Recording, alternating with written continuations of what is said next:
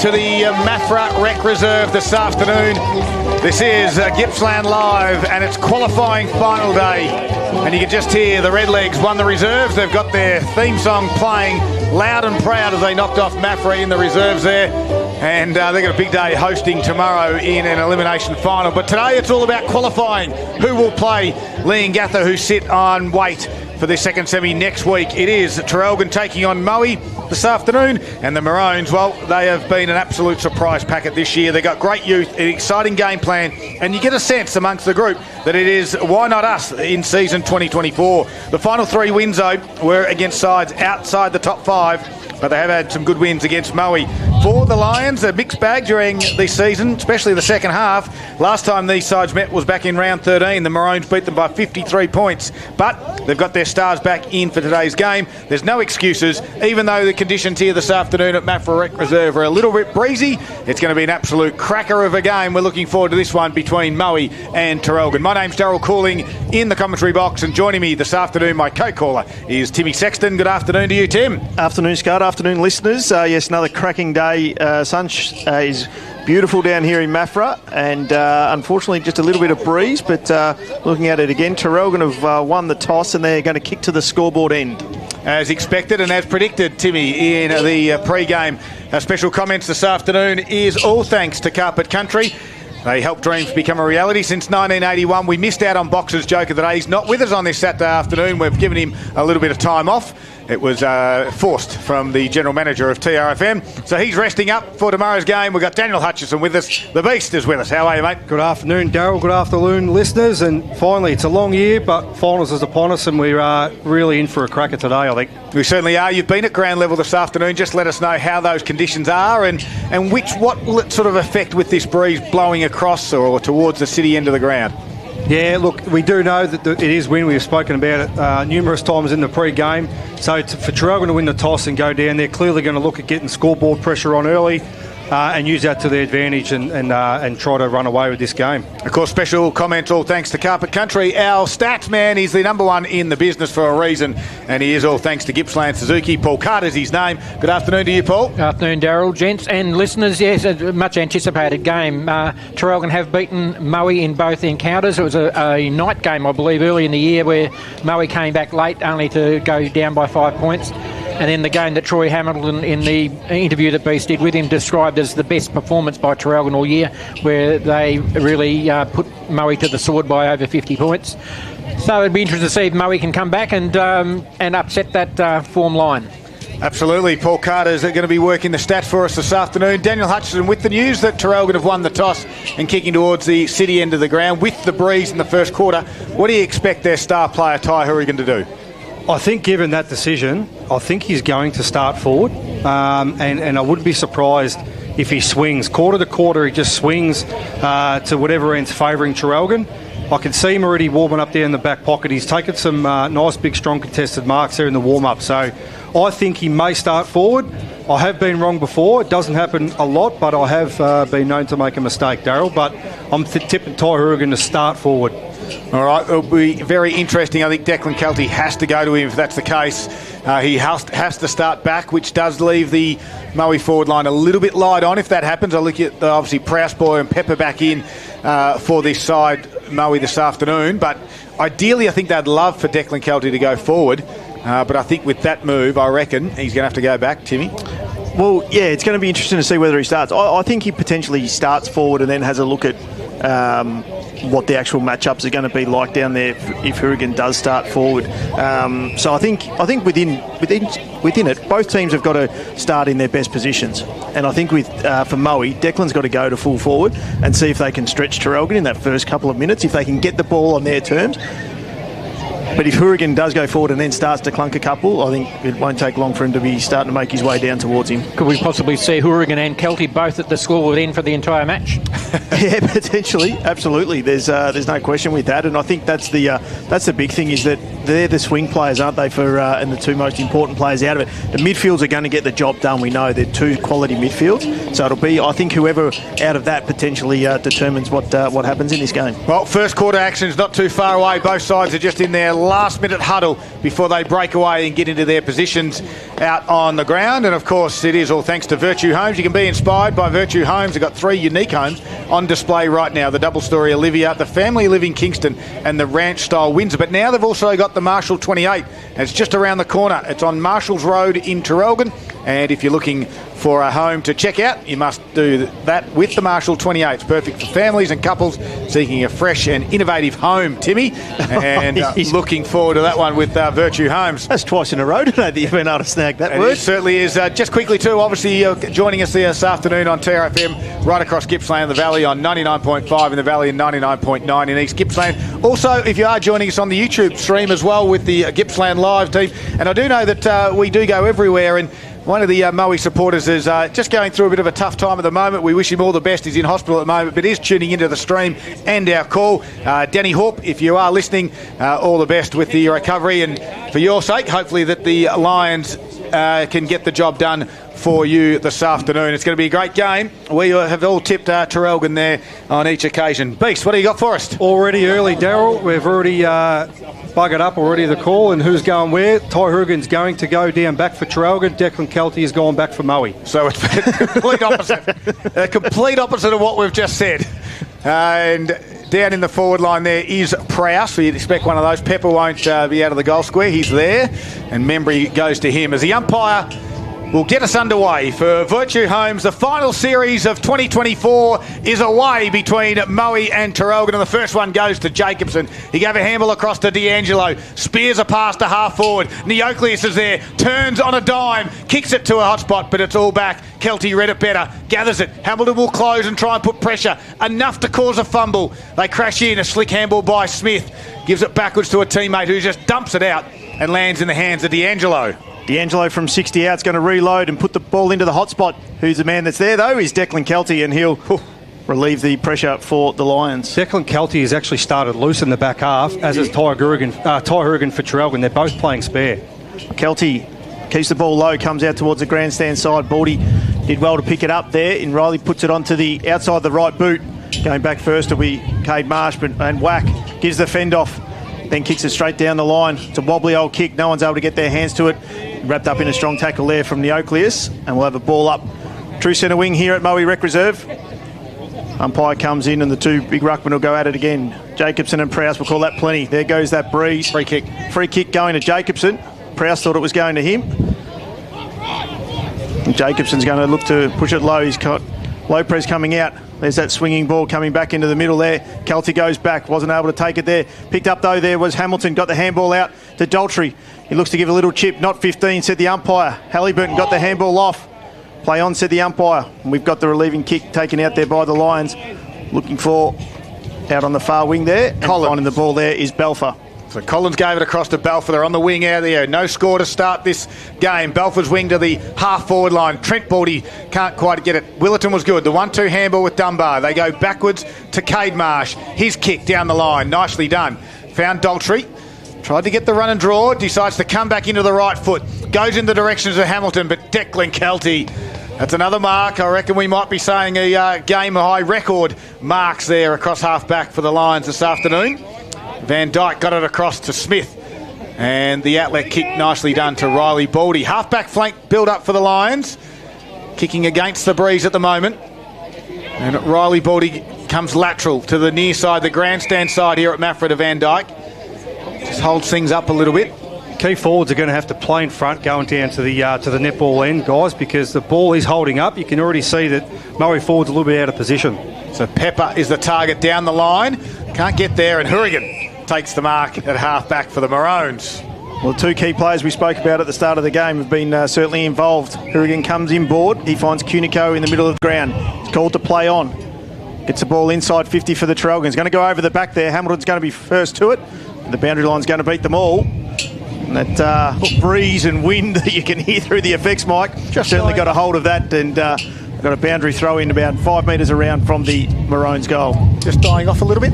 Yeah, just a little bit. I feel like the way Traralgon are moving the footy, they're just trying to kick long and get them runners out the back by the looks of things. Ball comes back in, taps straight down, trying to crash his way through Woods. Hayward, a snap around the body from Neokley is under extreme pressure, and it's missed. It was a big build-up for a minor score, Paul Carter. And first score on the board has come at the 3.5 minute mark on the Virtue Home scoreboard, one behind Traralgon. Neokley has celebrated like it went through, one hand straight up in the air. Started outside that right goal post and ended up into the points there. It'll be Van Dijk that'll bring the ball in. He's going far side as we expect for most of the day. Out to the contest over the back there, and coming through is Hourigan. He's going to look to reload again if he can. He does. He plays on quickly. Puts the ball deep inside 50 again. Two threads flying over the back. Good. Taking the relieving mark out there. Van Dijk again. He comes outside 50. Scrubby little kick. No one's able to take true possession out of it, but comes in with it at Traralgon there. Smothered ball. Moe have got it, and they're going to just dump it down the line to where Hugh Dunbar will be the first one to relieve it for Traralgon. He picks it up cleanly, looks to come in board with a good kick, and he finds McMahon. So half forward for the McMahon, turns around, it's an open forward line at the moment, gets underneath it a little bit, and McKenna's got the set. He worked the opponent, Mulqueen, off nicely, and down takes the mark 15 metres out, but tough angle beast. Yeah, and that's a lot better build-up by Traralgon. They've just been early on in this game, they've just been kicking it long, obviously to the advantage of Declan Kelty, who's sitting there a spare. He lowered the eyes, did Hugh Dunbar, nice little bullet kick to half forward, and then just a nice lace-up kick to Dan McKenna, so a lot better build-up. That's probably what Traralgon need to do. This will be a tough kick into the breeze. City end of the ground, only about 25 metres out. Try to keep it low, works it from right to left, but didn't come back enough for him. And on the Virtue Home scoreboard, 2 behind, 2 points Traralgon, and that's their lead at the 5 minute mark of the first quarter. the Marshall 28, perfect for families, couples seeking a fresh and innovative home. Van Dijk came into Smith. A short kick still in their back pocket. The lines have been slow play in this first few minutes here. Goes down the line. Pepper went up, went over the top of his head. D'Angelo went round one, went round two. Scrubby kick inside. Cunico couldn't bend down. D'Angelo was first back up. He's wrapped up there by 2 or 3. Umpire's allowing it to play on. He's now going to come in and we'll have a ball up. 5.5 minutes gone here in the first quarter, and it's the Maroons leading by 2 points. Jacobson goes at it and giving the tap down. Big tap inside 50. D'Angelo, he tried to kick one out of midair. Nothing coming from it. Baldy, Trent, he goes off the ground. Smothered ball there came from the Maroons. Marsh is the first one onto it. He's wrapped up by Pepper. And we'll have another ball up. And we do expect this to maybe potentially happen, but Ty Hourigan's floated forward and now manned up side by side on Declan Kelty. A beautiful tap down to Baldy, who just did the professional thing, didn't take possession of the ball. And Riley wins himself the free kick for holding the man. 2 points of margin, Traralgon lead it. Suspect 6 minutes in, this is what the Lions want. Oh, Baldy's kick come off the instep and went out of bounds on the full. Jackson McMahon will take this free kick here, right on the wing area, grandstand side. Breeze coming across his right shoulder to the left. A strong breeze here in Maffra. Gets called to play on. Dumps it to centre half forward. Low press in a one-on-one battle. One hand was out. Hamilton gathered it and then faked the handball, kick to the pocket over the top of McKenna's head. It stays in the field of play for a little while. The breeze pushes it from 15 metres around the boundary. You know what they say about pigs can't fly, but if there is a pig farm locally here, maybe just batten down those owners, because there is a chance we're going to see one today. Put them in the pen or they'll be coming in at Maffra Rec Reserve. Ball comes back in. McKenna over the top. Prowse got the tap down. Are we looking to try and potentially rush the ball here? It's going to go over the boundary line. No, it's going to be rushed through for a minor score. That takes Traralgon to 3 behind, 3 points. 7 minutes played first quarter. Virtue Home scoreboard. A whole new meeting to sheep graziers. Warning. Pigs might fly warning for all the farmers out there, thanks to Beast. And Van Dijk for the Lions to bring it back in. To keep us back on track. 7.5 minutes into the first quarter for Virtue Homes. Qualifying final day. Great to have your company. On Saturday afternoon footy on TRFM, the kick goes the outer side, clears the head there of the two ruckmen, and we're going to see a boundary throw in. Is this the first boundary thrown on the outer side? 7.5 minutes into the first quarter with a howling breeze. They're not going to want to be doing it too often, trying to throw it back into that breeze though. No, 60 metres out. Experienced umpires keep it low and flat. Beautiful throw in. Jacobson with the equally beautiful tap down to D'Angelo in stride. And that one he's got pinged for holding the footy. Advantage will be paid, and it was. Didn't need to take it because Neocleus wrapped up Baldy, and the umpire said that's holding the footy the other way. So Neocleus wins himself the free kick. Too far out to score, you'd think. Man on the mark, right on 50. With his breeze? Too far. He puts it a wobbly one to the top of the square. Going back, taking the chest mark. Back there. Nicely done was Smith. The outlet kick was lateral. Found Van Dyke in the pocket. Probably a bit keen there from Moe and Baldy just to maybe try and take that advantage. Just slow it up. Maybe take the sting out of the game and get control. Switch kick across the ground to find Brock Smith. He's got one over the top. Doesn't quite get him on the full. And the inboard handball from Ferrado to the running Kelty. Now inboard again. And Hayward got it towards Prowse. Prowse has got one over the top. They've got numbers everywhere. Trent Baldy gets it in stride. Has a bounce at half forward. Handballs forward to Jacob Wood. Top of the 50. The first real build-up. 2 or 3 fumbles by Wood. He handballs backwards. Couldn't find a teammate. And McMahon will clear it to Marsh and now out to Brown. Brown takes a relieving kick down onto the wing, but it's going to be cut off there by the Lions in Masters. Good bit of play there. Just Jacob Wood couldn't get a handle on it. Pepper was calling him in too. Masters is going to slow it up again. Kicks into the man on the mark there. Work by Daltrey, but he was able to pick it up again. He's going to kick the ball inside, look inside 50, and there's the mark there to Prowse. One-on-one Pepper and Membry. Brings the ball inside, going to go wide, and that breeze has taken it over the boundary line for a free kick. Out of bounds on the full. There's one, Paul. Yep. Helping you with the stats this afternoon. Thank you. Mitch Membry's going to be the taker of the free kick for the Maroons. Running carries the key into that breeze. I said it pre-game. That's what Moe needed to do into this breeze. It's about a 70-metre kick that gets over the back. Looking for it was Reuters. He wasn't able to pick it up. Wrapped up there, got the hands out. D'Angelo, clever little tap onto Reuters. Go. He's going to take one bounce coming through the middle of Maffra Rec Reserve. Takes one looking for the kick. It's an instep kick for McKenna. Makes him bend down low. Neocleus was going there. He was got the handball back over the top to Reuters. Getting back there, though, was the experienced Declan Kelty, and he'll kick out wide, looking for the boundary line. And Tristan Wack is going to keep the ball in. No, boundary umpire says he doesn't. We'll have a boundary throw in. That's the key there for Traralgon, isn't it? Just to get that run straight out of their back half, push hard forward and get the speed on the footy. They've got plenty of guys who have got pace to burn, and that's what they'll be looking to do. So Moe got a free kick out of that one. Not too sure exactly why. They kick it down the line, but Kinnico goes back towards Marsh. He gets a 1-2 handball back, and his high kick goes to the top of the 50. No one can mark. Kelty's been in some sort of form. Brock Smith handballs to no one except the boundary line, and over it goes for a boundary throw-in. Just in front of the old scoreboard. The Maffra Rec Reserve have a brand new LED scoreboard. Look absolutely beautiful this afternoon. The ball comes back into the field of play. Prowse taps it down. Handball squirts out the back there was from Danaher. Then a dump kick out the line. Does it find Taj Eden? It does. Beautiful mark, diving down low, taking the chest mark. Does Eden. 3 points is the margin. It's the Maroons in front, kicking with a strong breeze though. And Eden's kick tries to keep it into the field of play. There will be a free kick paid to Prowse against Wack, holding the man. And that's where he needs to be, especially with this win. He just needs to be in front, make a contest out of it. He's obviously got the height advantage on Wack, so play in front. Prowse chips over the top to Ferrado. Ferrado with the slow build-up, half-forward line. Brings the ball looking to go back inside, but D'Angelo's going to cut it off. Just been slow play for most of the time here for the Lions. They've had one bit of quick play, but otherwise it's just been a slow build-up into this breeze. D'Angelo's called to play on. He chips it down to the wing, kicking to a contest, coming through. And taking the mark there is Chris Prowse. It's the right call by Ferrado, I think, just to lower the eyes and try to go inside 50 with those short kicks instead of trying to just bomb it and letting the wind take care of the rest. So out the outside, handball forward towards Van Dyke, who just kicks a high dumping one, and that's the kick the Beast doesn't want to see.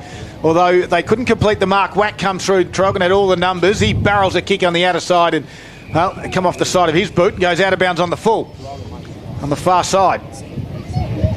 No one's taken the risk yet Beast, to switch the footy? No, you just took the words out of my mouth, Darryl. I was just about to jump in and say I'd really love to see Moe try and switch the footy and bring it to this close side to us, because I feel like that's their best avenue to goal. They continue to go down that far pocket. The wind's just going to keep pushing it out of bounds and pushing them further away. So Van Dyke looks up, comes inboard. This is a half switch. He got Smith. Here we go. Right on cue. Look at that beast. And this is going to work. Gets out to Maslin. Does he continue on? He's got Shields. He goes straight down the middle of the ground. Comes to the near side. A searching lead. Pepper! It's a mark or a hold. Either way, a pull of the jumper, a diving mark, and Pepper just goes back. He's not confident where he is because he's kicking into a howling breeze. That's why. Darts one to the outer side, and it's got over the top of Nick Prowse's head for a boundary throw-in. Disappointing probably finish there to a really good build-up from Moe. That's been their best look all day so far. He really probably just needed to push it into the opposite pocket. Have a shot at? Was he too far out? No, he's probably got the leg from there. He's a decent kick, Harry Pepper. 13 minutes into the first quarter. Exactly where you want it for if you're a Maffra supporter. They trail by 3 as they are trying to get something from inside their forward 50. They might have one here. It's a holding the man. Taj Eden gets it. Timmy will go to the replay and have a bit of a look. We do have a replay in the commentary box this afternoon. Very good job, Timmy. Absolutely. I would umpire a little bit blindsided on the fact that Eden dropped the ball and then was held onto it for a little bit further there. So, but anyway, he's going to have a shot on goal. This will be interesting. How far left does he start it? Just about halfway between the point and the left goalpost, you'd think. He's a right footer, comes in, starts it there, and the breeze takes it a long, long way across the face. The first goal for the Lions is a minor one. And we played 14 minutes in the first quarter. Virtue Home scoreboard, Traralgon 3 behind, Moe 1 behind. Jackson McMahon will bring it in. Just got a little bit of support from behind the goals too, did McMahon? I'm sure he did. He goes long. It's going to get out the back. Low press, but here's Reuters straight onto it again. He's got some speed. Takes a bounce. What's he got up ahead of him? Not much. He's tried just for a little chip kick. Little goal Go kick. forward. He's got it again, though. Is he going to be first to it? Running in front of him there, but he's kept going, Reuters. He's done well. Haywood did well. He did well. Kelty was able to get it there. And Halliburton smothered that ball and has gone over the boundary line inside 50 for the Maroons. Just a couple of times when Reuters has had the footy, been a bit hesitant to take a bounce. He's got the wheels. I want to see a couple of bounces when Reuters goes. Well, I'm hoping he can count because he's been on the borderline of taking probably one too many steps and he's got away with it a few times now. Prowse took it out of the ruck contest and was able to find Jacob Wood. Here go the Lions now with their quick play. Ball holds up, but it was perfect for Prowse coming through the middle there, looking for and finding Pepper inside 50. There's no one in front of him. He's got it from 45 out. He dribbles it out, takes it out of the wind. No one's able to get there, but slipping over there, coming through was Dunbar. He got it to Tom McMahon. Membry was back, and the Maroons will get out of trouble through Cooper Brown. Yeah, good kick. Membry's good kick found Brownie. Inside 45 is nice to Willerton. He wants to stay. They want to stay on the near side, you think, but the handball goes back to Brown. They go handball to Ambler. First time we've heard him. Good run down. McMahon got it, and Prowse said, Nick said, I've got you. And I'm going to win the free kick. They're going to go to the near side. Pepper's the target. Trent Baldy's back there as well. Body strength on Willerton was too good. And Trent Baldy, and a little bit of a bump. I think Essler got sucked into that one. And a 50-metre penalty. Well, these are worth double the goals. Into the breeze. He'll have a shot from point-blank range. Trent Baldy won't make a mistake here. And he'll slam it home. The first goal took 16 minutes to come, but it's a highlight for the Lions. They get one against the breeze through Trent Baldy. Moe actually take the lead at the 16.5 minute mark. They are 1-1-7 on the Virtue Home scoreboard, leading Traralgon with 3 behind 3 points.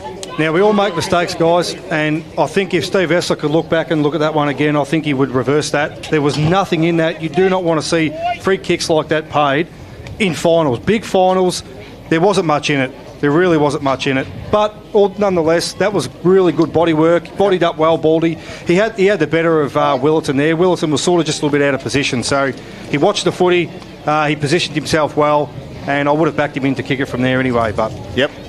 Completely agree with you, Beast. Absolutely. And against the run of play, realistically with it, the Lions have taken the lead. Umpire comes back into the middle. Jacobson and Prowse will go at it. Prowse got the clear tap down. Daltrey came running through the middle. He's been wrapped up straight away. He's been called for holding the ball. Trent Baldy will take the free kick. He comes out wide looking for Danaher. On the bounce, he's going to pick it up and gets the handball out. Ends up with Haywood. Haywood comes out wide. That wind's going to just keep that ball in. Done well there was coming through. There was Masters. Brown. Free kick's going to go Moe's way. And Balfour will be the free kick recipient. 60 metres out. He's on the near side right in front of the commentary box here. And their left foot kick goes to the top of the square. They're going to fly. Pepper's got a hand on it. Going to scoot out the back. Trent Baldy's there. Handball's back over the top. Collings tries to gather on the hop. Can't do so. Good little spin move. Gets around one. Then the handball's too hot for Baldy. And now Eden comes in to try and lend a hand. Head over the football is Pepper. And he was quickly wrapped up by Willerton. And we'll have a ball up 40 metres out.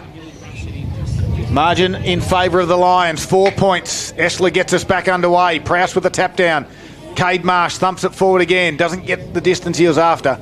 And they dive on top. They wait. And Timmy wanted to hold the ball. And the umpire said, yes, it was. Big fella just had to knock it out, unfortunately. He just left it on the ground. Couldn't get out there. So Willerton will take the free kick for the Maroons. They need to get a goal on the board with this breeze. He's going to go short. And with the big stretch there was Ambler. First time we sort of called him today. He plays on with the handball to Willerton. Here's the run that Traralgon like. He goes out wide to a 1-on-3 contest, and floating back there was Kelty, and he'll take the mark. Far wing, Maffra Rec Reserve. How many marks, Paul Carter, for Declan Kelty? 4. Goes long out on that far wing, and it's going to go out of bounds on the full. How many out of bounds on the full, Paul? That's the 4th one.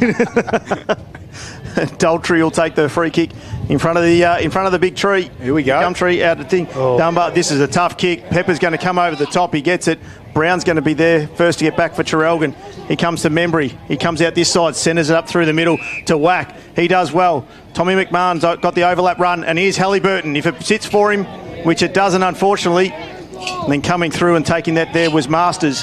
His dumping kick is going to go straight back into the hands of Tristan Whack. And coaching staff from the Lions are yelling at their players to get over. Comes down the line. Hamilton goes up, gets over the top of his head. First to come down, though, and kicking the ball through. Tommy McMahon's wrapped it up. Danaher goes over his shoulder. The Maroons will take the free kick. Grandstand side wing. Gives a handball off now to Dunbar. Forward one again to Daltrey. Daltrey's right foot kick inside 50. Good spot there from Van Dyke. Although Hamilton read it better. Roved it, gathered it, handballed, coughed it up. Van Dyke goes back. Wins it for the Lions and gives it to Hayward. The outlet kick. He's got 3 Traralgon. He had to pierce it through, and he did. Trent Baldy does really well. And then under pressure, left the footy behind. Ambler tries to win the footy back for the Maroons. Good strong tackle. Ball up top of the 50. It's at the right side, though, for the Maroons, though. They trail by 4 points into this first quarter. They'll be patting each other on the back, the Moe defence, because they have held up really strong in this quarter, given they're going against the breeze. Tap over the back. Tried to run through was Daltrey. Handballed forward was good. Into some open space. Good little twist and turn from Cunico. Gives it across now to Hourigan, who gave it to McMahon. Kicked around the body. Just going to hold up in the breeze. Although dropping the mark back there was the Lions defender. And now they're in pressure. Lopez will give a handball. Lots of numbers. Mulqueen swoops on it, dumps one out. This might just work. Shields is there. So is Masters. Took on the tackler, did Masters. Coughed it up. McMahon's now going to kick around the body. Big pack will form inside forward 50. Reading it better was Brock Smith for the Lions. He'll take the relieving kick coming out wide and finding Riley Baldy. Still inside his defensive 50. This is what the Lions have been doing, though, most of the day, except he's going to dump kick it down the line here. It's going to go big. Jacobson's there, but Whack, who's been good, he wasn't able to take the mark. Marsh was quick to wrap it up. That's Cade. He dumps the ball back in. And to that man, Riley Baldy. Traralgon have just got to be a little bit smarter when they're going forward with the ball. Dumping kicks are tough today, Timmy. Absolutely. Danaher gets it. His short kick finds Maslin in front of the Traralgon coach's box. We've ticked over 21 and a half minutes here. Jacob! I think they want Jacob. Jacob, get to the bench if you can, please. Eden, he comes down the line, and taking the uncontested mark there was Nick Prowse. They've done this well, the Lions. Prowse is just going to wait. We've got 3 or 4 coming off the interchange bench. One of them was Shields. He wasn't able to take the mark, but he's been saying that he was tripped as he went for the marking contest. Tripodi slid on in. He'll take the free kick. Umpire Ryan just asked him to swing back around.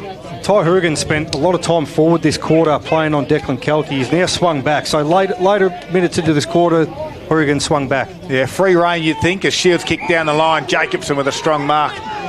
And that's how it should be. I think those experienced players, just give them the free rein to do what they need to. At 22 and a half minutes of the first quarter, that's what his sides need. That's what he'll do. It's a 4-point margin in favour of the Lions. Kick goes down the line to the wing area. Hamilton just got underneath it. Working hard there was Maslin in some tight traffic with a Hamilton and Tripodi tackle. And they'll go over for a boundary throw-in. Apologies to Thomas Blackshaw, who's playing down back this afternoon for the Lions. I reckon I've missed him a couple of times. As we've got a ball up, Jacobson with a beautiful tap down to Ambler. The dump kick, though, might work on this occasion. Gets to the back where Reuters handles over his shoulder. Whack, kicks to open space. Lopez is there. Good spoil by Kelty. It gets to the back, though, the footy. Numbers help. There is Blackshaw. Took on Lopez, holding the footy. And Lopez will have a shot on goal. That is a captain's tap. He is the captain, isn't he? No, Hourigan's the captain. All right, well, he's the ex-captain. That's a great tackle. Great tackle by Big Lopez.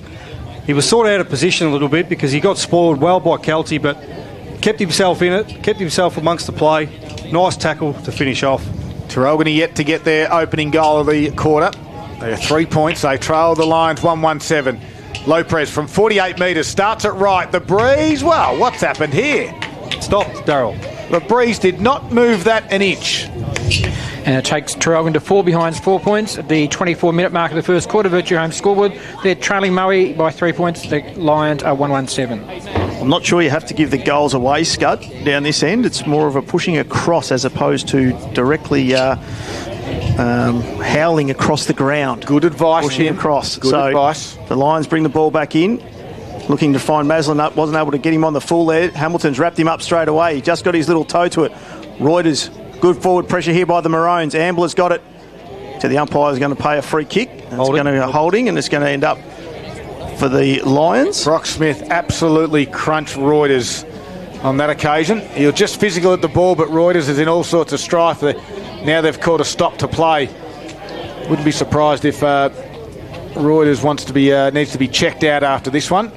He's up and moving, but he does look a little bit groggy, doesn't he? Yep. Just not too sure. Trainers have got to him. He was expecting the free kick, I think. Yeah. Didn't get it. As Van Dijk kicks it high and long to the outer side. Prowse had a good piece of that. Couldn't complete the mark, and now the ball trickles over for a boundary throw-in. 25 minutes gone into the first quarter for Virtue Homes. Their new Marshall 28 is on display now on Marshall's Road. Sees a 3-point margin in favour of the Lions. Baldy out the back, handball over his shoulder. And on that occasion, we'll get wrapped up Tim Golds, and we'll have a stoppage 60 metres out from goal. Ruckman go at it again. Big Jacobson gets the big tap down. Ambler tried to bust his way through. Couldn't. Coming through there and taking him down was Masters. He got the handball out. The Lions will kick it forward. Dump kick forward. Going back with it was Marsh. He'll get the free kick for the arm chop. Look to take the relieving kick. The Maroons still goalless here in the first quarter. The Maffra Rec Reserve, he goes out wide to his brother in Tate. From far wing, he's going to dump the ball long, looking to get it inside 50, but over the back was Lopez, had one hands, couldn't get to it. And there is the siren to end what has been an interesting first quarter, you would say. The Maroons had the breeze, they couldn't get anything in the goal column. They finished with 4 points, but it's the Lions taking the lead, going against the breeze, 1-1-7. Traralgon are 4 behinds at quarter time. It's a 3-point margin, and of course, if you're looking for a Father's Day gift, hot gift ideas for Dad, best brands, best range, best prices guaranteed. Head into your local Harvey Norman electrical store. You're listening to Gippsland Live right here on TRFM.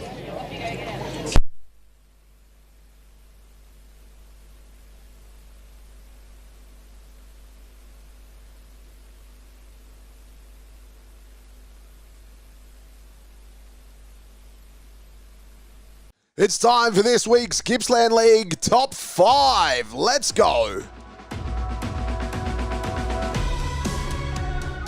Kicking us off at number 1, Derek Egmalesi Smith here from Sale. He had to think quick. He was front and centre, got it, over his head, and a great goal.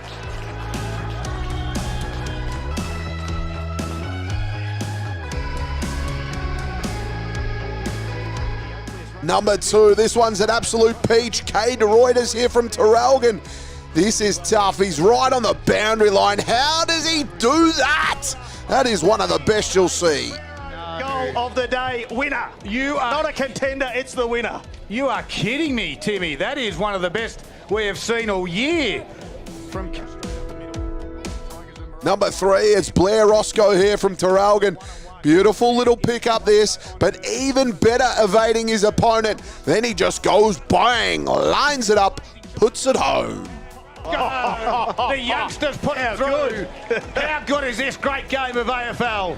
This is unreal. And he's on the wrong side there too for a left footer. That could have gone anywhere. Number 4 here, Jared Stewart here on the throw-in from Leongatha. He just takes off. He says, catch me if you can, I'm putting it through.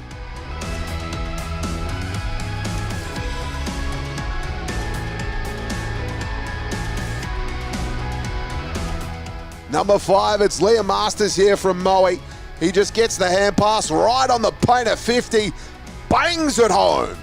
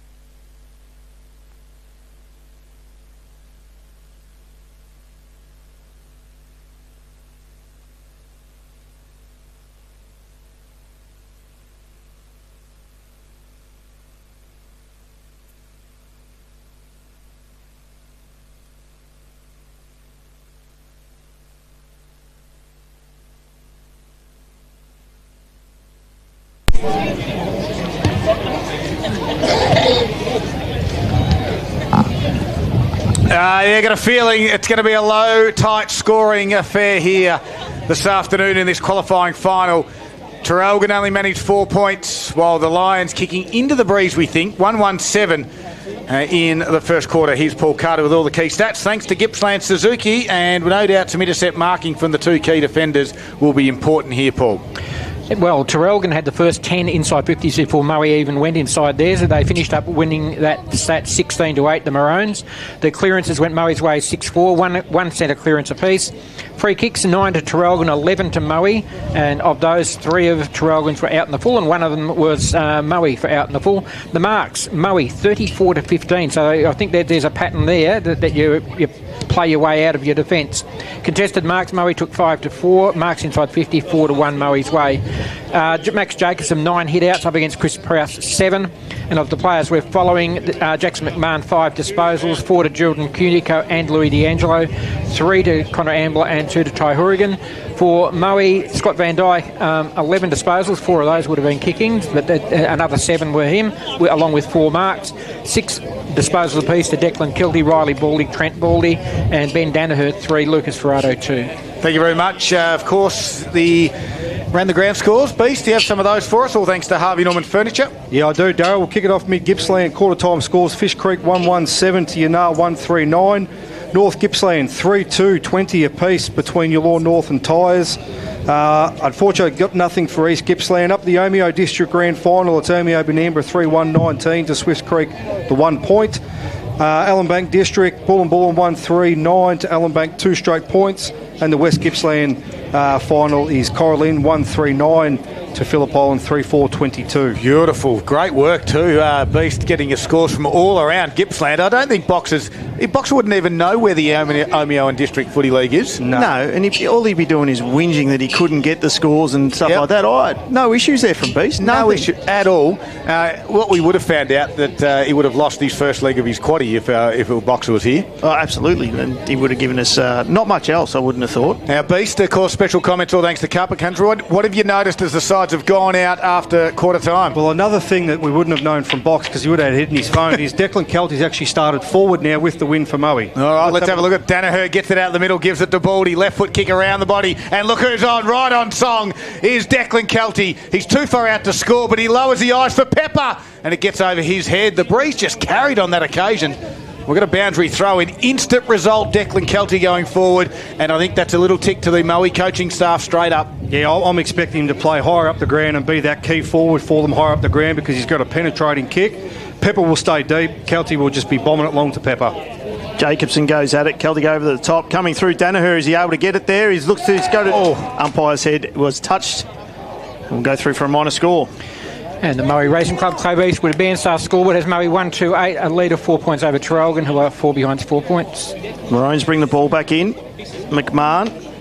We got our matchup that we're looking for. Hourigan against Kelty, and it'll be with Kelty forward. Yep. Goes deep outside his 50. Looking for a contest there. Hamilton was in front, wasn't paid the mark, wasn't able to take it. Prowse got a handball working in tight circles there and ending it out with Van Dyke. He dumped the ball back inside. Standing strong was Jacobson to McMahon to Halliburton. Did well, picked it up, looks to go short over the top of D'Angelo. Coming through there is Daltrey. He's going to switch it and come out wide looking for Tripodi, but it'll end up with Whack. Over the top to McMahon. McMahon goes forward looking one-on-one contest. McKenna got held at the back and Mulqueen did well to get in front and he'll take the free kick. Going to quickly leave a handball. The umpire says go back behind your mark. Inside his defensive 50. It's got Baldy on. No one's on Riley Baldy, can you believe it? And guess what? Mulqueen says, OK, I'll just kick it to one of the best midfielders in the comps. And Riley Baldy's going to come lateral again. Off the side of the boot. Masters has to work for this. He's got plenty of time. He gathers it, looks up, Maslin's there. That's a good hit.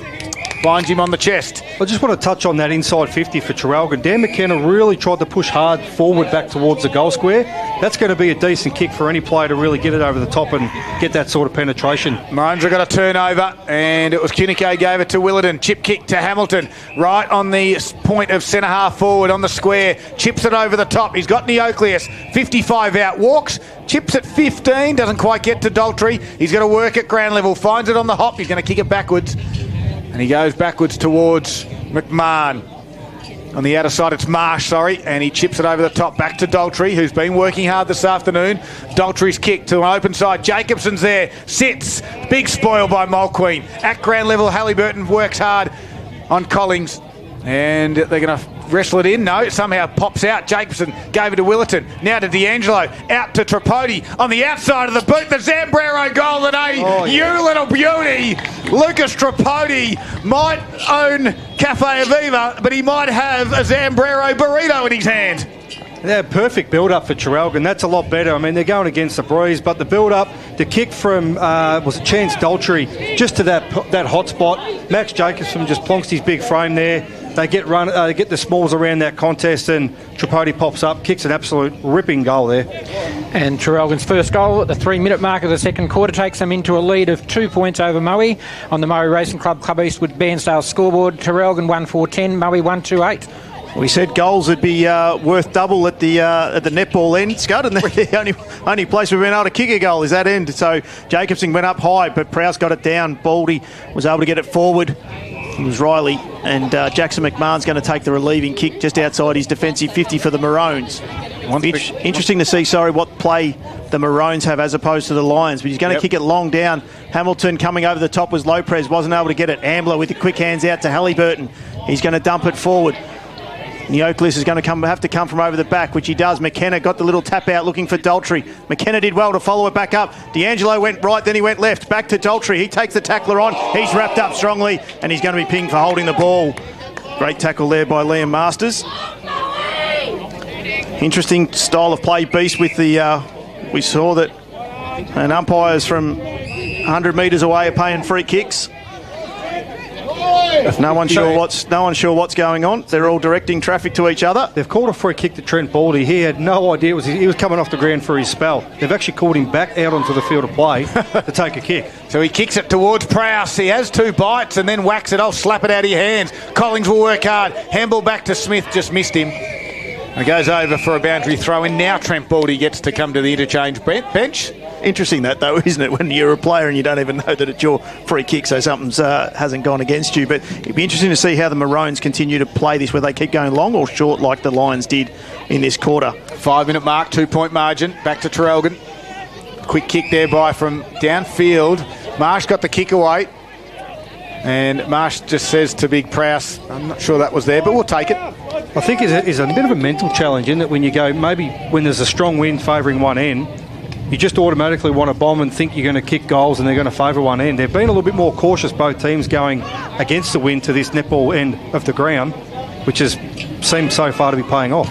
Ambler to Marsh, didn't quite get it on the full, so he puts it in. Ball holds up, Hamilton comes from the back, wasn't able to get there.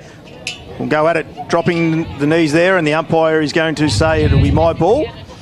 We'll have a ball up at 20 metres around from the Traralgon goal.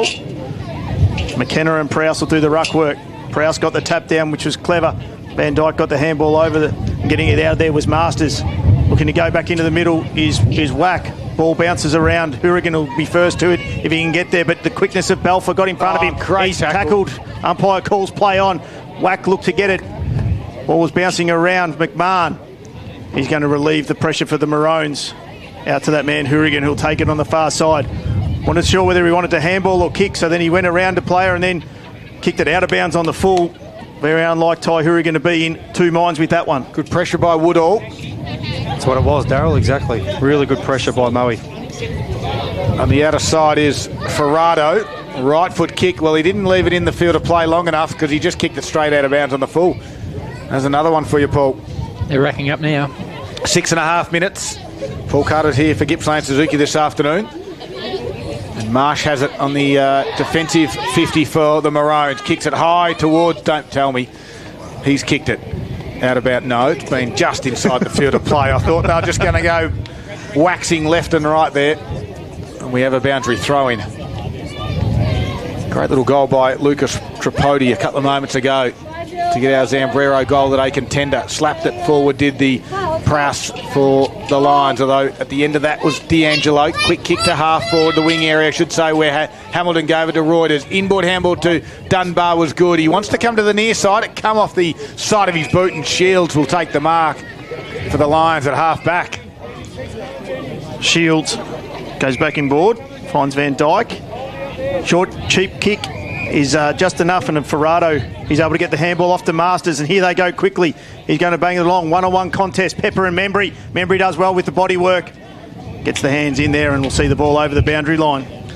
You just like the way that Masters, when he gets it, he gets low, and I think these conditions really suit him. Gets low and just powers away from the stoppage, and he's a thumping kick. Don't be surprised you see him up the ground, especially kicking with the breeze. Absolutely. Ruckman will go at it. It'll be Jacobson and Kelty. Kelty takes ruck position, but Jacobson was able to get the tap down to Ambler. He got the relieving kick out, looking for Lopez, who'll be happy to see the boundary line, which he finds. We'll have a boundary throw in.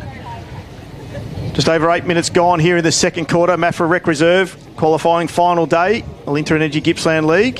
Thanks for joining us on Gippsland Live on TRFM. Ball comes back in. Jacobson tapped this one down, although Ferrado grabbed it and booted it out of bounds on the full. Lucas Ferrado might need a message out there, I reckon. Inside the white lines, please. 8.5 minutes into the second quarter for the Moe Racing Club. Just out of curiosity, if it does touch a flying pig, the ball, is that out of bounds on the full? Or? Touched. it's touched. Has to be. Oh, well, Beast is looking for flying pigs this afternoon. If we're going to see one, we'll see it in Maffra. McMahon, is it? Has it in the back pocket for the Maroons. He kicks it high to the outer side. Prowse just shoved an opponent out the way, but that was okay. Jacobson fell over, according to the umpire. And Chris Prowse takes him up, just wants to go slow. He has his back turned to the forwards. Now he turns and wheels and then wobbles one. It might just work. It does. And it lands in the hands of Jacob Belfer. He had his back turned to his forwards for about a minute, turned around, wheeled, and then just drilled an upside-down mongrel punt to Belfer's chest. I don't think that ball spun at all. Nope. Belfer, though, this will be a tough shot from young Jacob. 43.5 metres out, left footer, on its way. It's not going to make the distance. Big pack will form. Couple of bites at it. They want to claim this one. And Esler says no. Kelty, you had a couple of bites, but Traralgon had a hand on it too. Probably just the man in front may have got a finger to that one. 5 metres out from the goal line. Gets us back underway. No, Ruckman can tap it. Jacobson was there for the Maroons, gives it to Hourigan, who backpedals over and rushes it through. Minor score. Moe Racing Club scoreboard. You can save on meals, drinks and race day entry. Become a member today. Moe 139, Traralgon 1410. You really feel like, we've got that breeze going towards that end of the ground, but it hasn't favoured either side. So, you win the toss early, you go to that end to try and get some scoreboard pressure on, but hasn't been the case. Hourigan went straight down the middle. It was Moe that took it there in Ferrado, but he was wrapped up in a tackle. And we should say that the breeze has favoured that in the reserves and the thirds and the fourths game. That's why we're saying that's the breeze. Absolutely. A 50 goes here to the Maroons. I'm not sure what that one was for. And the Oakless is going to look to play on, and he does. He gets ahead of Ferrado, got the handball over to Daltrey. He was flat-footed, though, but was able to go over the top to that goal scorer there for the Maroons, to Tripodi, who's out on the far wing. 55 out, looks to bring the ball inside. He does. Standing back there, though, by himself. In front position there is Chris Prowse. Not the smartest of kicks coming back into there, unfortunately. So Prowse, he's going to go back out to that far side out there and able to find Golds. Golds plays on with the right foot, looking down the wing, but it's going to come back in a little bit towards the middle. Front position there was McMahon. He's been called for a block. Yeah, he just free kicks. Took his eyes off that footy. Just got some news out of the Yallourn North game. Ben Morrow's been stretched off the ground, not in a good way. It looks like the Ambos are on their way. Possibly a knee there, of course, for Ben Morrow. That's unfortunate news. Of course, the connection is that Ben Morrow, the ex-Moe player as well. Absolutely. We wish him all the best out there. And Prowse it'll be. Nick Prowse on far centre wing. Goes over the top to a contest. Unable to get anything out of there, though, was Baldy. He was able to bring it inside 50. The quick hands, though, ends up there with Eden. He comes out, kicking the ball forward there and coming through. Where will it bounce? Through for a minor score. And that was Max Woodall from 50. And tying the scores up, 1 goal for a 10. 1 goal for 10 for each team at the 12-minute mark of the second quarter. Membry goes to Hourigan, gives a hand off to Marsh, and Marsh puts it into the can bar. Out of bounds on the full. Can I give him a tip? It's not that strong that you have to kick it out towards us, but to stay in play. Not exactly there, that's right, protected by the grandstand. Danaher gets the kick back on the inside. He's kicked straight into D'Angelo. He's going to have a second go. Kicks to the pocket. Pepper and Membry. Good body work by Pepper. Slipped through his hands. Kelty tries to give a handball. Membry does well again, and Hourigan to help. And Hourigan lowers the eyes. Does he hit Willerton? No. Baldy's there. Hourigan follows it up, steps over the line for a boundary throw-in. And 12 3/4 minutes gone in the first quarter. Scores are all locked level. Still very kamikaze style, isn't it? I don't feel like one team has settled. They're both looking to really rebound hard, and they've probably lost a bit of structure while they're doing that. Totally agree. Kelty with a double fist out of the ruck. Whack was there. Handballs backwards to Membry. Little sidestep was beautiful. Then the handball to McMahon. Steps back inboard around Woodall. Woodall with a good smother. The Lions get it back. Belfort goes back by hand. Kick off the outstep by Goulds. Ended up being an inside-out torpedo and went out of bounds on the full. Just missing the goals and the points. Because they're together, Tim. Correct, they are, Scud. Not far from each other. 10 free kicks this quarter. Half of them are out in the full. It'll be Ty Hourigan for Traralgon. Aren't they bring the ball back in? The big boys are having a big influence on this game. Absolutely they are. That one flew over the back. Everyone thought that was going to fall short, but flew over the back. Inside 50 again was Ferrado there. Baldy, Riley, Trent was trying to get it. Willerton was first at it. His hands came up to Tripodi. Wasn't able to do anything. D'Angelo ducked down low. Yep. Umpire's going to call in, and I'll have that up. A ball up there. 50 metres out for the Lions. We're all tied up. Just about to tick over 14 minutes here in the second quarter. What's the score, Tim? All tied up. All tied up. 1-4-10. Wow, to draw. Yeah, to draw, but we've still got a couple of quarters to go, Scud. Oh, yeah. Sitting over it there. Umpire will come in and we'll have another ball up. Don't go too early with it, mate. Could it be the first game of the final series we have a draw? No. Jacobson, he gets the tap out there. Wrapped up straight away, though. In the tackle there will be Liam Wilton. We'll have another go. We haven't really got to any great heights just at the moment. 1-4-10's not an exciting game of football. The breeze having a big impact on this. And the umpire's giving away a free kick here to Traralgon. Second quarter for the Moe Racing Club. It's Reuters.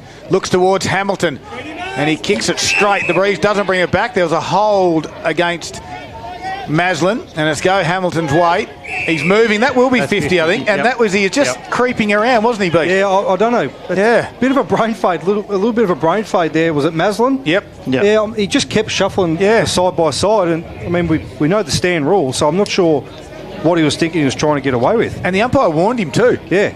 Don't move. He had a couple of little steps, then a few more. And then he done a little bit of a disco shuffle. Hamilton has to start this, you think, left Hang on here. He's reversed it. Yeah, I seen that. He's reversed it. What was it, Beast? So Haywood's actually given Neocleus one, and the umpire has not seen that.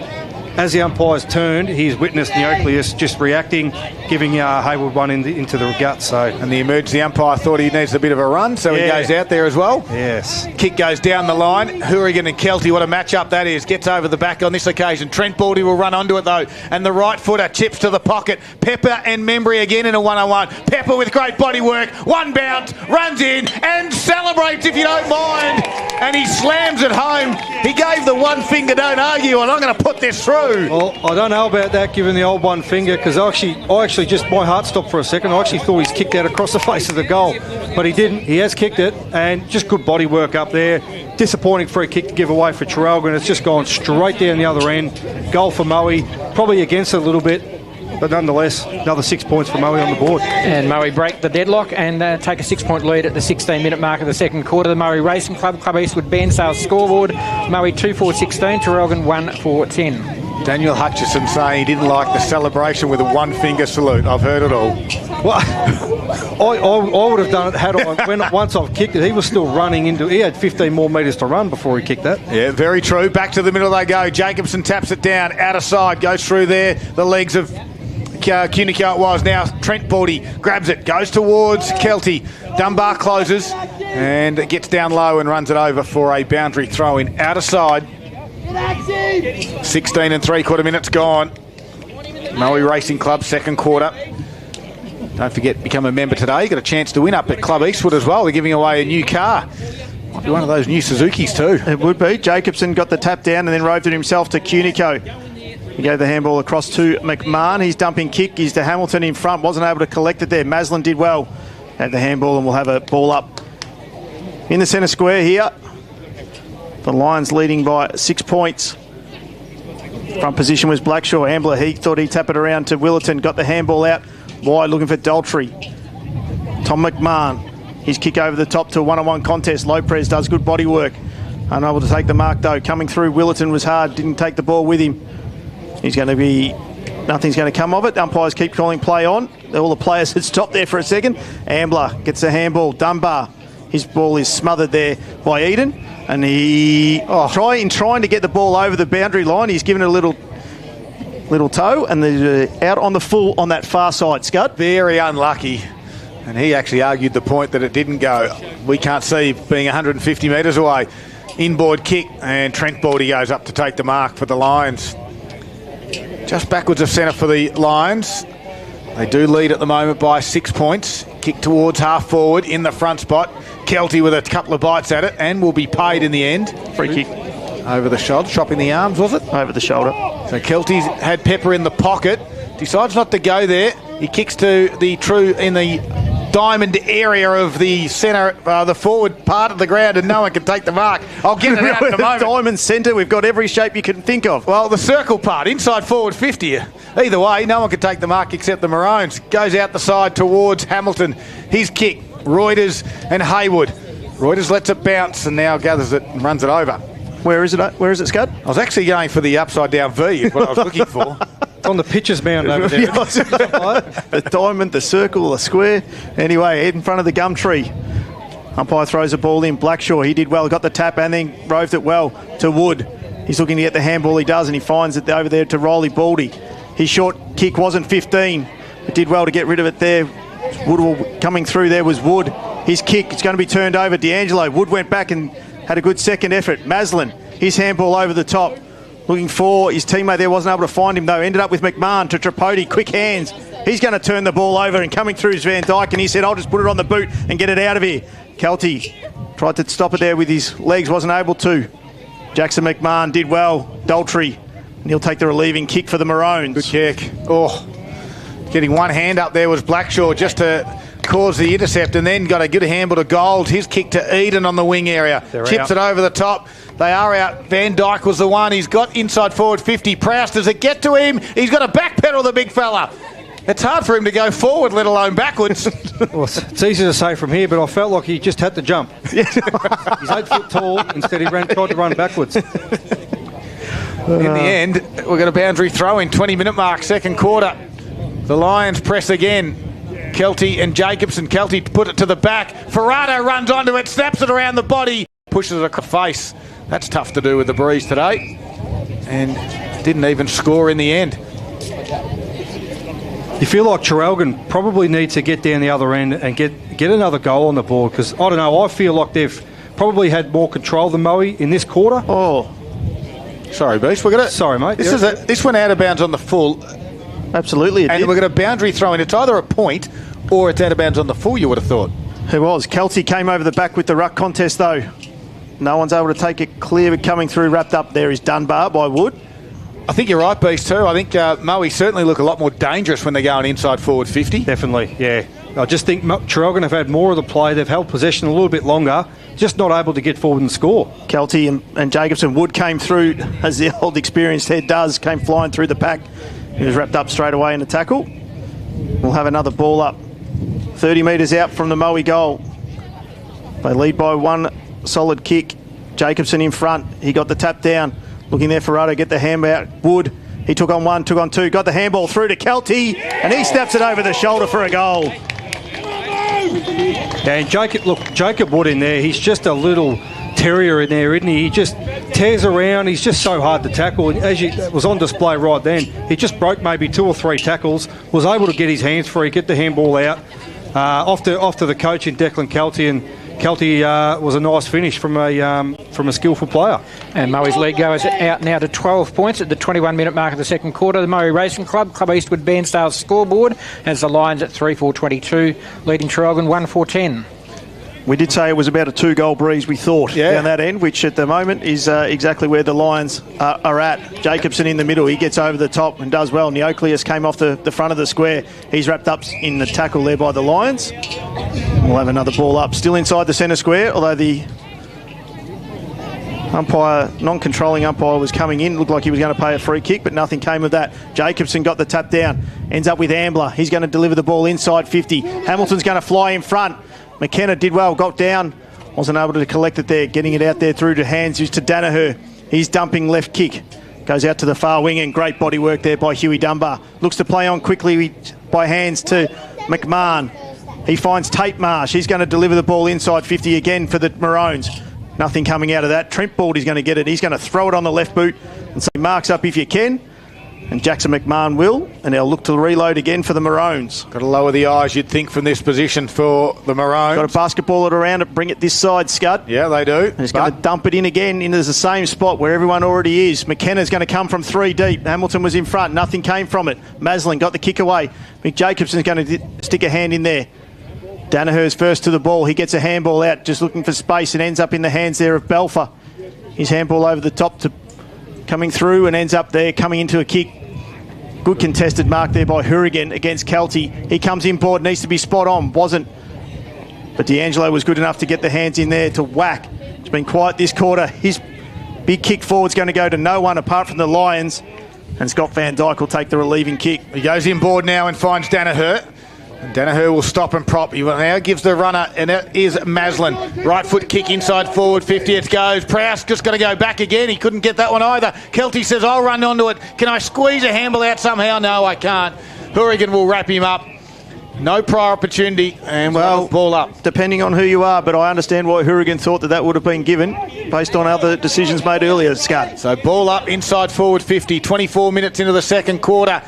Moe's pressing again. D'Angelo got one over the shoulder and hurt someone. It is. He's paid it. Is that Kelty down too? He's instantly grabbed his knee. I saw that straight away. Yep. He got the over the shoulder, and now they're going to move this away. This is bad news for the Lions. Let's hope Kelty can get up. Lions come to him. They help him up now. Meanwhile, Traralgon are going to take the kick. D'Angelo went to Cunico. Kelty hobbles. Keep an eye on that one, Beast. Cuniko's kick to the near side, off the inside of the boot, and rushing it over there was Shields. Boundary throw in. Yeah, very, very properly on. Looks like he's left. His left knee or some part of the left leg. I reckon he's probably going to slowly come off the ground. He won't want to, but I think he's going to have to for a little spell. Ball comes back in. Ferrado's kick was partially smothered. It's going to go in his direction. Does he run? No, he can't. He can't even move on it, Kelty. He's going to come straight off. Big news now for the Lions. Transfer of football for the Maroons on the outer side. Collins is out there, and he won't get it, and it's going to go over for a boundary throw-in. So 25-minute mark, second quarter, the coach for the Lions coming off. He's jogging off in a straight line, but that last bit of play, then he tried to change direction to go for the tackle, and he just pulled up. He could not even move to change direction. His Lions lead by 12 points at the moment. Jacobson did well, took it out of the ruck contest to Halliburton. He can run if he wants, and he does. His kick going forward, looking for Daltrey. Got over the top, but it's going to end back up with Daltrey. Needs someone to go forward. He tries to kick it. Bernardo coming through to Brown.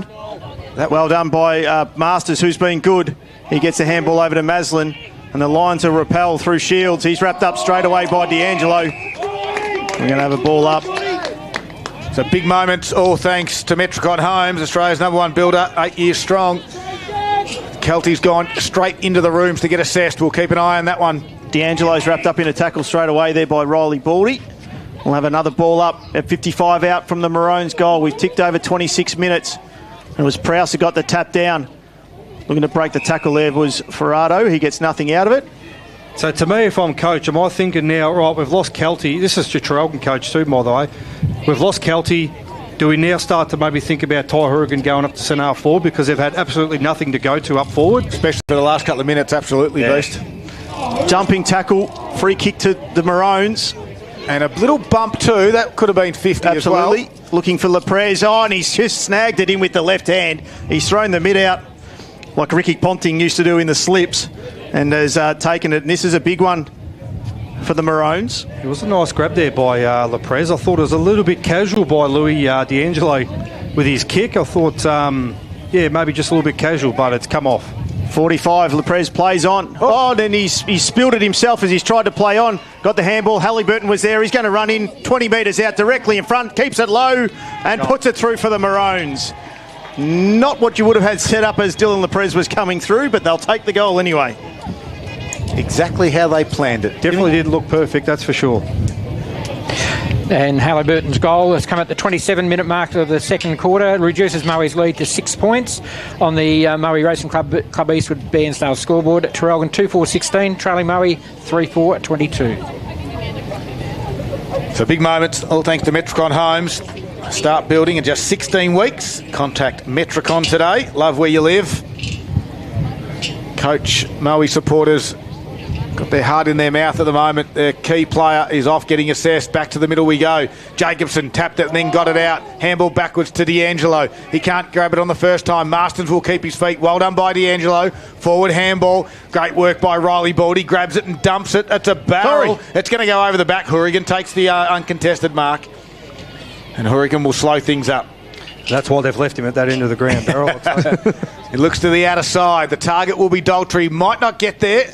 Just got through him in the end. His second effort was really good. Handball's back to Whack. His handball inboard. Put Neocleus under pressure. He was up to the task. To Willardon. To Whack. To Jacob Cuniko. Inboard handball missed D'Angelo, but then put a big wing tackle on Van Dyke. But the wig tackle or the wing tackle? The wing tackle. Van Dyke doesn't have a wig on a day like today. I could go a wig, actually. That would be one thing that would be flying. Absolutely. No one's able to get it out of this ruck contest. We'll have another ball up. Now, Traralgon kick it against the wind. Coming out of that bit of clearance work there, they had a brick wall of Moe players. Moe have got about 2 or 3 spare blokes sitting behind the football in their defensive side of that stoppage. Jackson McMahon's going to take the free kick here, and he's trying to throw everyone out to the right, to the non-grandstand side, and Huey Dunbar and Sammy Halliburton are saying, come this side. So it looks like with the Maroons having extras, we're going to have a free kick here, and it's going to go to the Lions. Look, I'm not, just quickly, Timmy, I'm not a body language reader by profession. However, I've just seen the head trainer come out and just let the coaching staff know, as a halftime siren sounds, but He just let them know, the coaching staff, the update on Kelty, and I dare say that could be it for Declan. But we'll find out at halftime. It's a big developing story in the Gippsland League. One of the star players. It's qualifying final day. Halftime siren has sounded. Moe lead at the moment. They lead it by 6 points. It's been interesting, to say the least. It's Moe 3-4-22. Traralgon 2-4-16. It's a big game, and it's tough conditions out here in Maffra Rec Reserve this afternoon. You are listening to Gippsland Live on TRFM. It's all thanks to Harvey Norman Electrical Gippsland.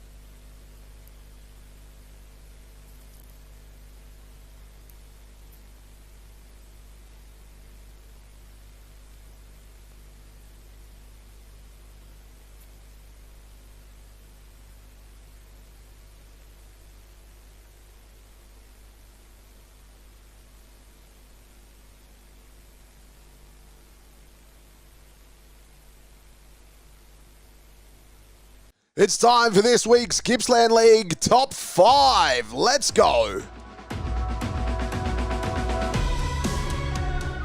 Kicking us off at number 1, Derek Egmalesi-Smith here from Sale. He had to think quick. He was front and centre, got it, over his head, and a great goal.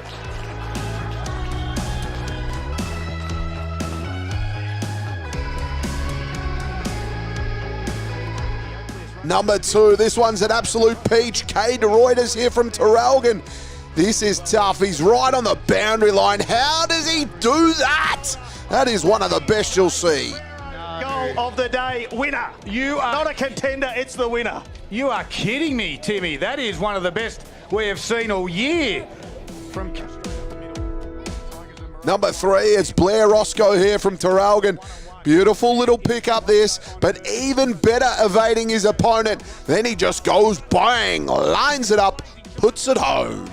The youngsters put it through. How good is this great game of AFL? This is unreal. And he's on the wrong side there too for a left footer. That could have gone anywhere. Number 4 here, Jared Stewart here on the throw-in from Leongatha. He just takes off. He says, catch me if you can, I'm putting it through.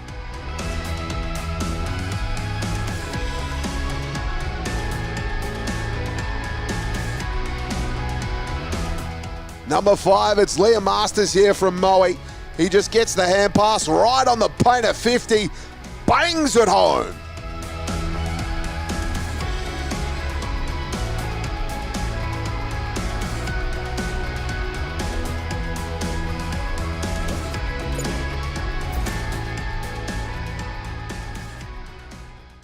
Moe had the inside 50s that quarter after trailing 16-8 to Traralgon, and then they had 14-10. So to half-time, Traralgon have gone inside 26 times to Moe's 22. Clearance is pretty even that quarter, 9-8 Traralgon's way. Moe have a 14-13 edge on there. Centre clearances, however, the 4 centre clearances all went to Moe, so they leading there at 5-1. Both teams have had 19 free kicks. For Traralgon, 7 of them have been from out in the full. For Moe, 3 of them. So of the 38 free kicks paid, 10 of them have been out in the full with the windy conditions we have here today.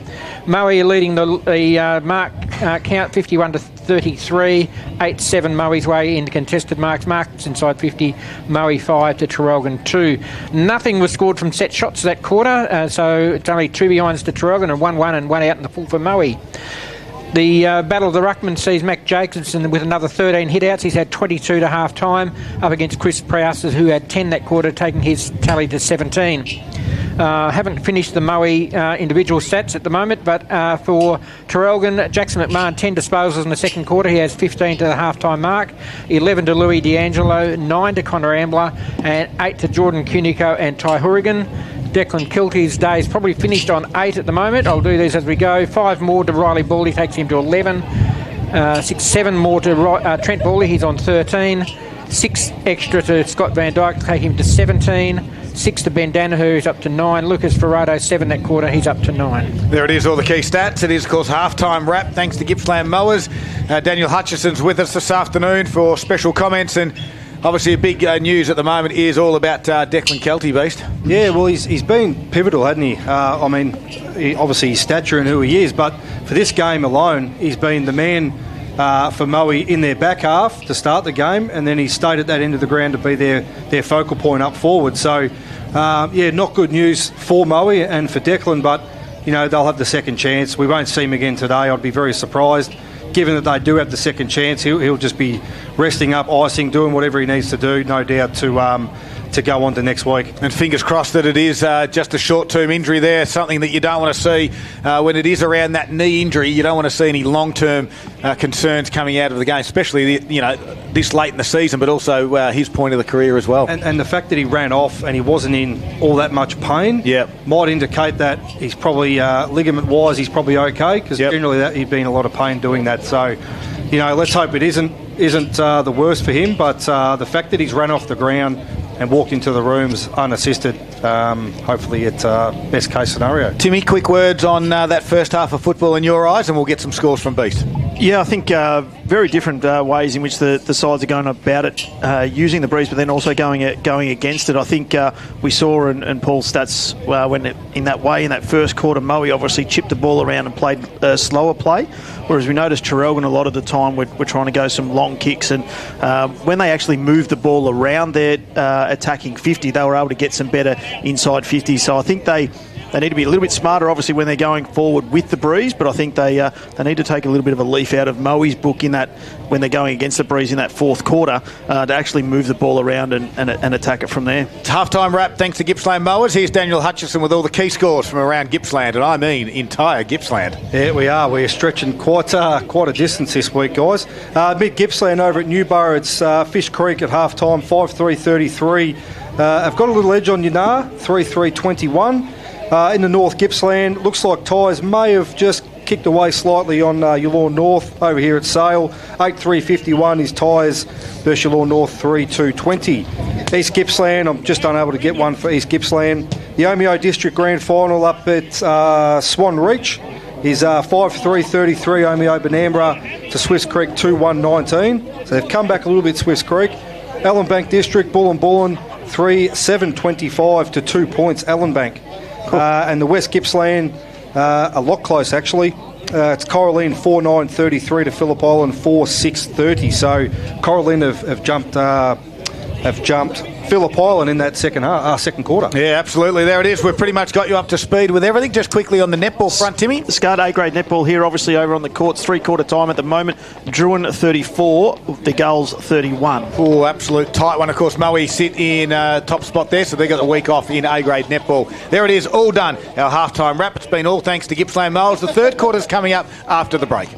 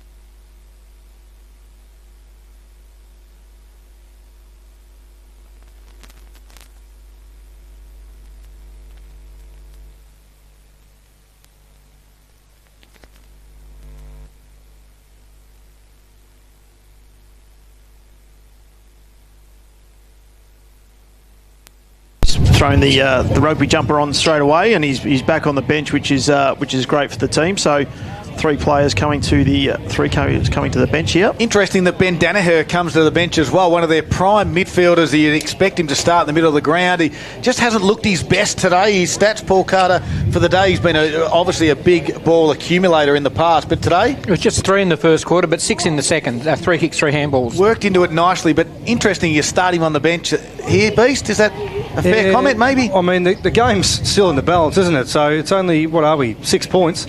So the game is still in the balance. It could go either way, really. So, yeah, interesting call. He does look a little bit sluggish, so interesting if he might be maybe carrying something. I'll keep an eye on that and see what happens. So Moe look like they're having 5 forwards to start this third quarter, which means they got the loose one back. Let's see what Traralgon do, Beast. This will be perfect for Ty Hourigan, would it? You just either roll back. Well, it looks like it's going to be potentially Tristan Wack, but they're going to leave loose Scud. Yeah. Well, watch it in the opening couple of minutes. The third quarter for McDonald's is underway, and the ruckman will go at it. Neither of them could tap it down. Cunico grabbed it after it bounced and gave a handball straight to Cunico, who got wrapped up and holding the footy. So the tall Cunico got wrapped up by a Trent Baldy tackle and holding the ball. Jacobson, sorry. Yeah, that's what I meant to say. I'm not sure there's a tall Cunico, is there? No, there's not. No, there was once upon a time.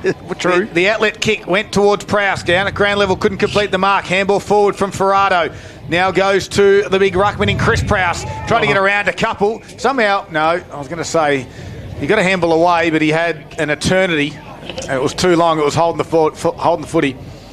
And Dill Lopez gets the free kick for the Maroons. Runs on, plays on, and gets it towards half forward. Good body work by Hayward. 2 diving marks. Play on, said the umpire. Fair to say the Moe coaching staff down in front of us, guys, were not happy with Big Prowse's efforts there. And they shouldn't have been. He had early eternity to get rid of the ball. All he had to do was get it on the boot, if anything else. Jacobson and Prowse. Prowse was in front. Give it to him. Coming through, not able to take anything out of it.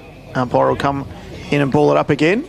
Just outside the 50 for the Maroons. Sorry, Tim. It looks like Tristan Wack has actually rolled right up to the back of this stoppage. So I'm tipping he's been told, get right up high, get off the back of this stoppage, you give us some drive going forward. Fair enough too. Quick kick out of that stoppage, got it into the middle of the ground. Moe will run onto this, and it's Woodall. 1 bounce, he's got some pace. 2 bounces, Tripodi's got pace too. 3 bounces, 4 bounces, Tripodi dives, Woodall kicks an absolute beautiful goal. It's one of the best we've seen all year.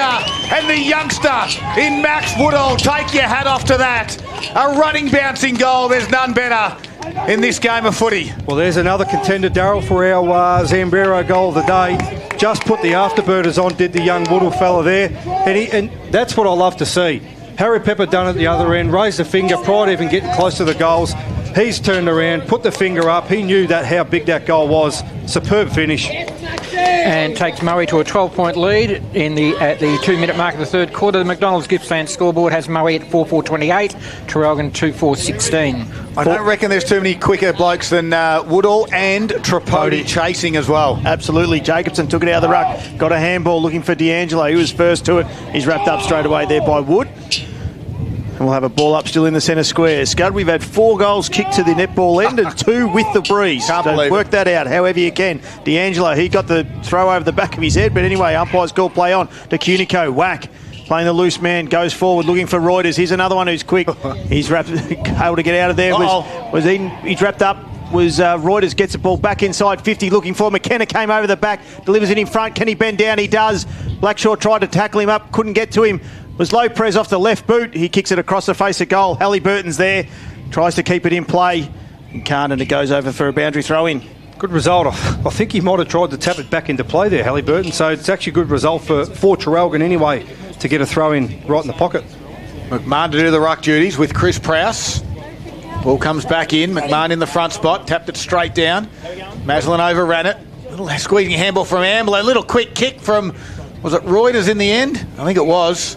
He's missed everything under duress though and put it out of bounds on the full.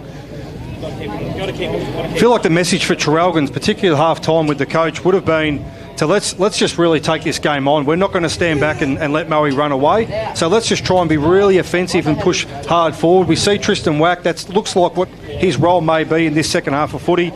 But he's got to be mindful being that spare too, not to get too sucked up up too high up the green and let Moe out the back. The Lions have bring the ball back in. It got over the back of the pack, and it's McMahon that's going to bring the ball back in at 50. Not McKenna. Not McKenna.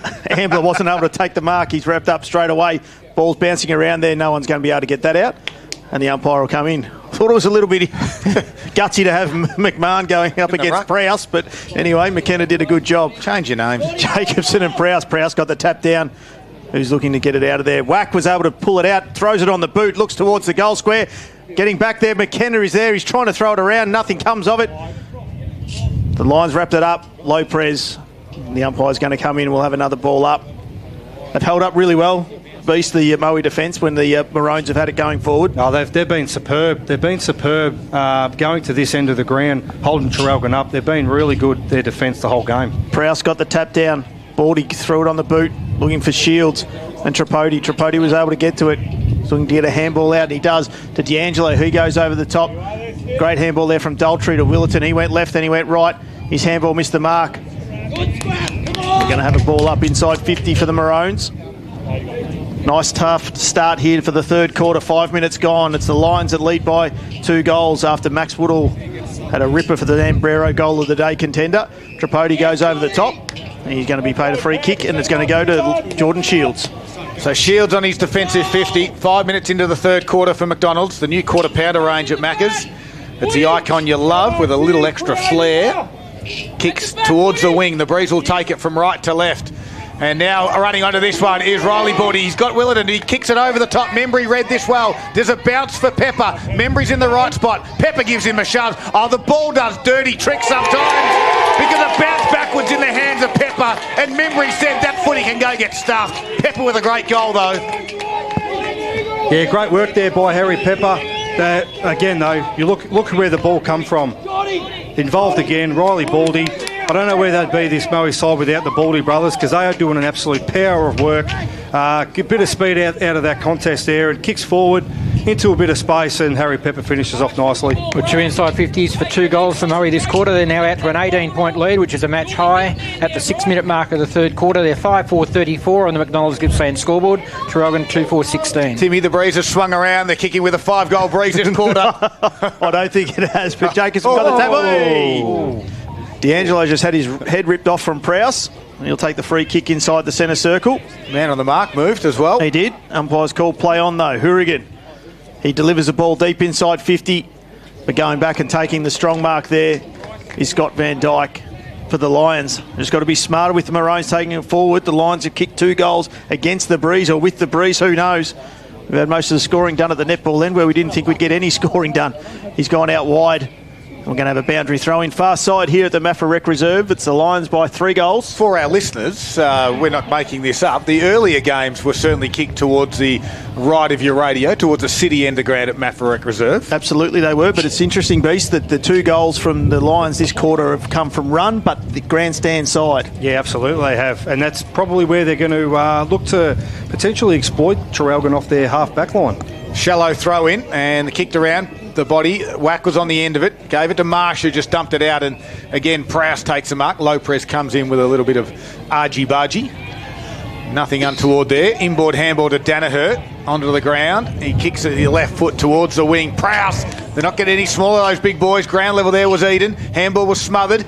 And now working hard as Tate Marsh somehow got ball to boot. Little quick kick towards Ambler. The run of Cunico. Chipped it over the top. McKenna's there, but it's 2-on-1. And McKenna, the one, nearly got that too. He had a good piece of that. Mulqueen was there to handle over the top. And working hard was Blackshaw. He tapped it forward. Little tap from Prowse. Back to Mulqueen was good. Scrubby little kick under pressure. Other Lions. Maroons are going to try and wrap it in. Brown gave it to Cunico with a quick kick. McKenna's going to be the target again. This time he can't mark it. At ground level, Brown spinning, turning, falls to ground, jumps on top of each other, and we'll have a ball up. 8 minutes into the third quarter, 18-point margin. It's a game high for the Lions. He'll be dirty with himself, I'd say, Dan McKenna. He done all the hard work. He just didn't hold on to that footy.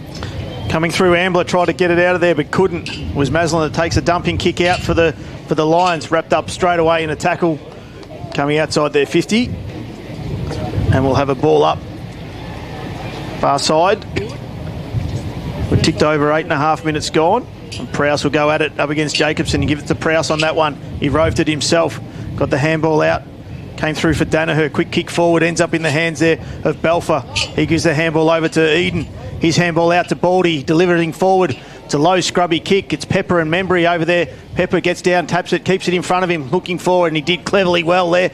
Baldy was able to get his hands back onto it. Back out to Pepper from a standing start. Chisel the ball in low. Good hands there by Halliburton. Got it and delivers a clearing kick for the Maroons out to the far centre wing. On the outer side there, Hamilton was the target. It got over the back though. Brock Smith was there. He's got some forward handball number support. He goes to Chris Prowse. He's got plenty of time to turn and kick it straight down the throat of Tate Marsh. So Marsh for the Maroons. They need to find something. What's going to be their spark? Marsh will kick it long and high over the top of McKenna's head. Keeping his feet was Mulqueen. Hamilton will close, but Mulqueen will see it over for a boundary throw-in. And at the moment, it just looks all too difficult for the Maroons. It does, Daryl. But one thing I have noticed is they haven't really gone in their shell. They're continuing to run and try and break those lines. And I have noticed they're really trying to exploit that rule, that stand rule. So every time they get one on that stand rule, they're looking to flick off the handball to move the ball quick. That's one thing that you won't die wondering about the Maroons. They'll continue to do that run and overlap handball or the run and draw as much as possible. They need to look at something different going inside 50 though. They just keep dumping it in there and there's nothing there for them at the moment. Gibson was Prowse that got the tap down. Coming through Danaher, quick handball out. The Lions will clear out of the 50 there through Blackshaw. The Maroons have kept it in play. Hourigan, he's just going to dump the ball back in. This is not going to work for the Maroons if they're trying to get back into this game. Exactly what we're talking about, Timmy. They're the ones. And Prowse will take the relieving kick. I feel like Hourigan should have been kicking to Hourigan then. Yeah, that's probably what they're lacking is someone who can just body up like him. Yep, good point. They get it to the back here. McMahon squeezes a handball backwards, all under pressure though. There's Hourigan, forward handball to Wack. Wack's little chip kick over the top and is going to go towards Reuters. He gives an inboard handball to Jacobson. Back to Reuters. Right foot kick. It's Daltrey in the end, sorry. It goes towards Halliburton, who takes the mark top of the 50. Gives it to Daltrey.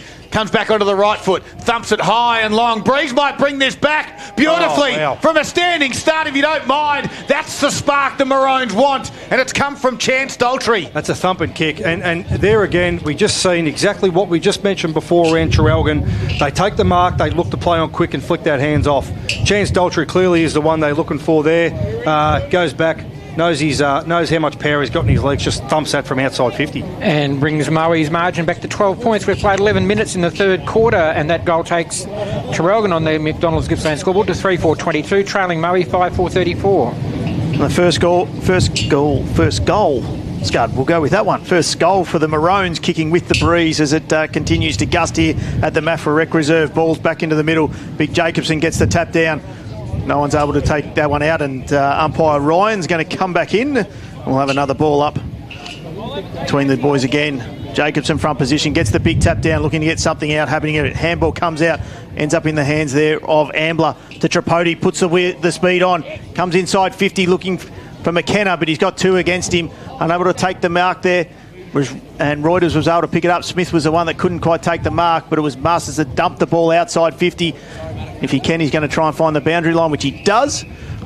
On far wing here at Maffra Rec Reserve, ticked over 12.5 minutes. It's the Lions leading by 2 goals. Don't forget our best on ground all performance this afternoon, thanks to Gippsland Suzuki. The new Suzuki, a new hybrids, turned 40. No one was able to get a ruck contest out of that. It was D'Angelo looking for Tate Marsh if he could find him, but he couldn't get there. Coming through, we've got the handball out there for the Lions. Crunching the tackle there was from Lopez. He's been paid the free kick for holding the ball. The Maroons want to go, and Trent Baldy is doing ever so professional thing and just sitting on top of it. Lopez is going to go quickly. He's going to dump the ball in long. McKenna's in the front position, and coming through there was Hamilton. He taps the ball forward, looking to go for it again. Nothing's able to come of it. Mulqueen got the handball out. Ends up there. Golds tried to get his kick out, was smothered. And the Lions will kick it out through Trent Baldy. And perfectly timed to touch. And that's gone over for a boundary throw-in. It's an interesting tactic with what we're seeing with Traralgon going inside 50. We had Leprez kick inside 50. Again, just bombed it in. They really only have one big, and that's McKenna, and he wasn't in that contest. So I think maybe lowering the eyes, trying to chip up, and try to deliver inside 50 a different way. So whack from the stoppage, kicks it inside forward 50, but straight down towards Brock Smith. The loose number back there is good for the Lions. Gives it to Van Dyke, kick around the body, and he tried to get it to Ferrado. He left it behind. D'Angelo gave it to Wax. Wax little kick got towards Neocleus, and he's the key player for me. Neocleus, outside 50, delivers to the fat side, but just the breeze got under that one. And Mole Queen read it better. Mole Queen's now playing the Declan Kelty role down there. He's been good, gives a handball back to Smith. They quickly move it to the outer side again. Land on the head of the McMahon, hitting it with pace. There was Reuters, inboard handball. Looks for Neocleus, tried to don't argue. Kick got smothered. Ricocheted backwards. Marsh was there to thump it back in. It's a one-on-one. Going back this time, Maslin. And the Moe defence again take the mark inside their defensive 50. They're just absolutely monstering the Traralgon forward line, aren't they, Moe? Traralgon are making it nice and easy for them by dumping it in all the time as the Lions will come out. And this ball is hand over fist is going to go out in front of the Traralgon coach's box. We'll have a boundary throw in. Big moment right now for both these sides. You're a sense the next 15 minutes of play are going to be all important, whoever get them. It's all thanks to Metricon Home. Start building in just 16 weeks. The Maroons need to get on a run. Prowse takes front position, but Jacobson did well getting over the back. Wood came through, but it was Trent Boldy. Did well, spun around and kicked it on the left foot. Leading a ball back to the race there is Hourigan. He's going to pick it up if it sits for him. It finally does. Takes a bounce. He's going to try and get round Prowse. He does. He takes a second. Handballs into the middle there to Dunbar. Back to Hourigan. He's going to take it all on himself. Comes through the middle, over the top. There's the Lions defence there with that extra. They've just got to be smarter coming forward. And they're going to release it there through Masters. Good tackle there. But the handball back to Golds. Comes back out. The Maroons have spoiled each other. Prowse got the handball out to McMahon. McMahon with the turnover for the Maroons. He's going to look to bring it inside 50. It's a 1-on-3 contest there. They've got no chance, but coming through is Neocleus. He's going to dribble the ball through. Through for a minor score. And go, Paul. Sorry. It's the first behind of the quarter, and we played 16 minutes into the third quarter. Traralgon 3-5-23, trailing Moe 5-4-34. McDonald's Gippsland scoreboard. That kick from Ty Hourigan coming inside, that's where you want that kick to go. It's right up the guts, 30 metres out. The problem is Traralgon just have no one there. They've got players lacking, just not willing to get into that contest. They go inside forward 50 again, and it's a 3-on-1. Their best chance and look at goal was a 3-on-1 spoil. Yeah, exactly right. That's that area that I spoke about, that shape of the V, the diamond of the circle and the square. That's the exact spot that I wanted it before, Beast. As the ball got to the outer wing area, free kick's going to go Hourigan's way. Inboard, right in the middle of the Maffra Rec Reserve. Daltrey's got to go. Does so with the 2-bite mark. Does he move it quickly? Lots of runners went and demanded the football, but he decides to kick it high into that area, that danger zone again. The ball's going to scoot out the back and beat everyone over for another boundary throw-in. We've had 20 inside 50s this quarter, 17 to Traralgon, 3 to Moe. They've only managed one goal. One goal in the quarter. We've travelled 17 minutes into this third quarter for McDonald's. Get the runner out there and deliver the message. Change it up a bit, boys, as McKenna, but Prowse takes the front position, gets the tap down. Clearing kick comes out. Dunbar was first to it. Looks to get the handball to Hourigan, missed him, and go over the boundary throw-in. And the clearances are going Moe's way 10-6. On a flip side, how good are the defence of Moe been if that's just continually under pressure, coming in, bombing it in? And the Lions' defence has stood tall without their best player out there. Absolutely. Jacobson was front position, got it down. Baldy, Trent got the kick coming through. Getting a hand in there was Hourigan. Comes out there through Cade Marsh. McMahon, Tom. Kicks it forward, looking for Lopez. He tapped it over the top there, but nothing was there. Maslin, not 15. They called Riley Baldy, got the handball over, looking for his brother in Trent. Blackshaw to Prowse. He gets the handball out. Maslin again dumps the ball down long. It's a 2-on-1 contest. But coming over the back and taking the strong mark is Nick Prowse. Doesn't get any smaller. Too much height. Kicks over the top, looking for Eden. He's going to be first to it. Is it going to sit for him? First there, he does. He swings around, gets past Hourigan, delivering the ball forward. Pepper again pushes off. He just dropped that one that he should have swallowed up, absolutely. And the ball's going to come out through Cunico. Coming out to the far wing, but he's got nothing here, and Shields is going to take it, and he can look to reload quickly. Coaches are yelling at them just to slow that thing down a little bit. Van Dyke. I nearly would have gone the opposite. I nearly would have went a lot quicker just while Traralgon was scrambling to get back in numbers. Nothing. He's called to play on. Van Dyke, he's going to dump it to the spot, 35 out. Hourigan was there. He couldn't take the mark. Eden's there at the fall of the ball. Nothing's going to come out of it. Quick kick out, though. Dunbar. He gets the handball to Neocleus. The handball over the top to McMahon. He's going to get crunched. And he went... Ooh, he was lucky. Prowse. His left hand went a little bit high. He braced himself, McMahon. Absolutely. He knew that was coming. Margin sits at 11 points in favour of Moe. Big contest right now. Jackson McMahon grabbed it for the Maroons, dumped it to centre half forward. McKenna's there. Good spoil by Mulqueen. It gets towards Lopez, tries to get a handball to Neocleus, can't quite do so. Now they've got some run. Reuters try to get it to Willardon. Reuters has to go again. Halliburton and Shields. Umpire's blown a whistle. Free kick to Willardon, didn't have it. Yep. And he was going to look to pay advantage if there was something there for Traralgon. So back to centre half forward area. Wants to play on quickly to Daltrey. He's already kicked one the quarter and now unloads from 50 again. Oh. The breeze was bringing it back, but not enough. It hit the upright. Bringing Traralgon to 3-6-24 on the McDonald's Gippsland scoreboard. 10 points in arrears of Moe, 5-4-34, coming up to 20 minutes of the third quarter. Daltrey's certainly been the spark in this third quarter for the Maroons. 1 goal, 6 the Maroons have kicked Scud with the breeze. There's your big moment. A lot of those have been, that was a good shot on goal, but a lot of them have been from the tough angles. Absolutely. As the Lions will bring the ball back in, we're going to keep it in play. They're coming over the back was Hourigan trying to take big mark, and he'll see the ball over for a boundary throw in. Really going to suggest that maybe we'll see, which we won't because the two Baldy boys for Moe have been absolute beasts this game so far, but could we see the back six getting the best? Yeah, just about. They have been fantastic. Actually, both sides have been very good. Goes to ground level there. Daltrey again gave a handball to McMahon. Kicks around the body. Up they go. Blackshaw with a quick handball backwards to Smith, who just dumped it out. Reading that one better. On the outer side there is Marsh. Tom McMahon. McMahon it is, thank you. Timmy, as McMahon goes in forward again. Hamilton's got underneath it a number of times. Mulqueen was there to handle over the top. Prowse with a nice little tap down to Haywood. Kick around the body, went straight into the umpire. And now Baldy says, now I've got to work hard because there's 3 Maroons around it. Big Maxie Jacobson with a don't argue. Gives it to D'Angelo. Hesitation. And now the smother. He got it back. And now he got one over the shoulder. So Traralgon will get a shot on goal directly in front. Hesitation. Went for the handball, went for the kick, decided to hold it back and then kicked it into the man of mark, got it back again. Good individual play by Louis D'Angelo. The Heaton finals too, though, you know, he just that slight hesitation to not kick the footy when he had that opportunity, and it gets smothered. So, you know, it could have easily gone back down and rebounded, but we see Louis get a nice free kick and line up for goal. 10 points down, directly in front, 25 out, keeps it low, puts it through. Louis D'Angelo steps up when his club needs to. 21-minute mark, third quarter.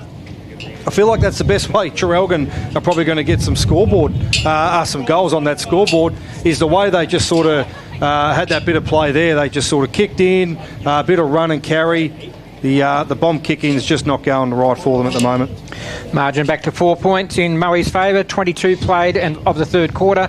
McDonald's Gippsland scoreboard. Moe 5-4-34, leading Traralgon 4-6-30. Ball back in the middle, important one there for the Maroons. As we said, they need to be in front because we know the Lions are going to come home with the breeze. Jacobson into the middle, neither are able to get it, but he's done well. He's roved it again, gets the handball down to D'Angelo. He goes out wide and finds Tate Marsh on the left, looking for Lopez. Good, strong, contested mark out in front. Does Lopez.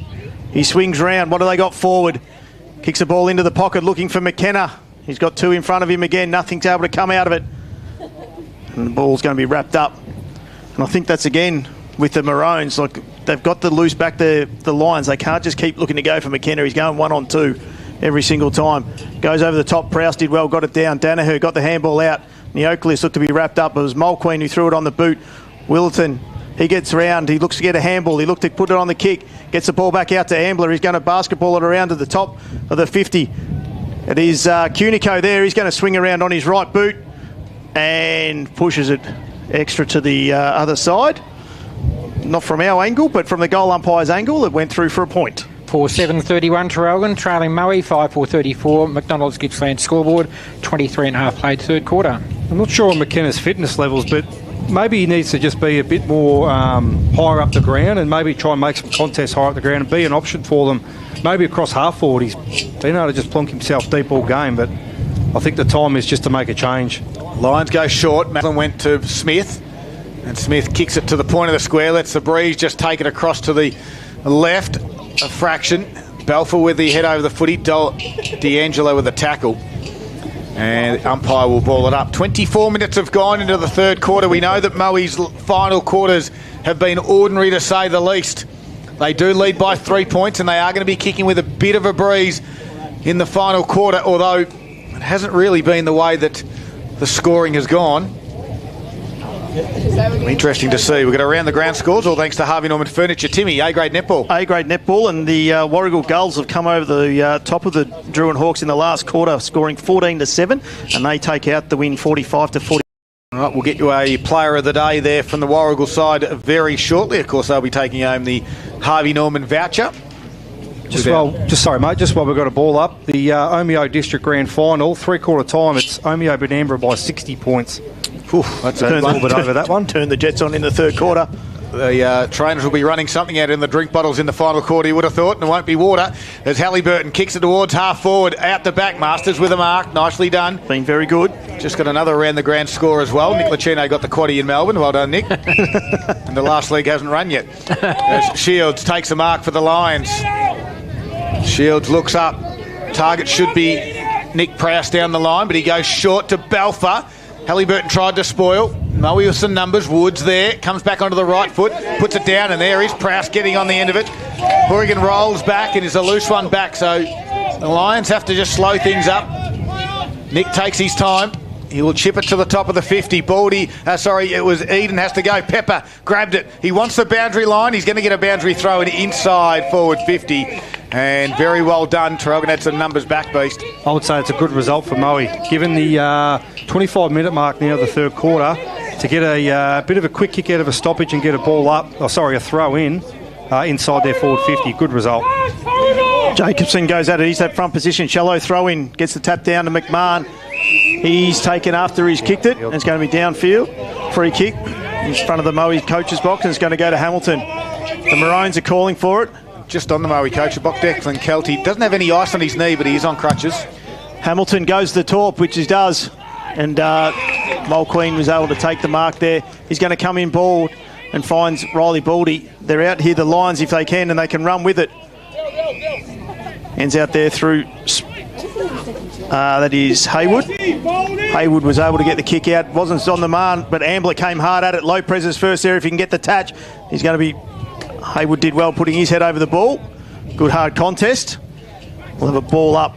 26.5 minutes gone, third quarter. The Lions still lead by 3 points and they'll come home with the breeze. Hasn't been as fruitful, the breeze, as what we thought it would be for the day. Tate Marsh is going to get the kick. He looked to go backwards, now he's going to go forward. Dumps it in on the left boot. Lopez was front position, unable to take the mark. Masters is first to the ball, and he'll see the ball over the boundary line for a throw-in. Not high scoring, but one thing we do know, we're in for an absolute ripping last quarter. Yep. It's going to be on for young and old. Don't worry about that. Of course, the winner goes through to a second semi-final for a chance at Leongatha. And that obviously is big, because you win that one, you go straight into a grand final. So lots at stake, of course, in this qualifying final. Stoppage there. Balfour handball backwards. Riley Baldy does well.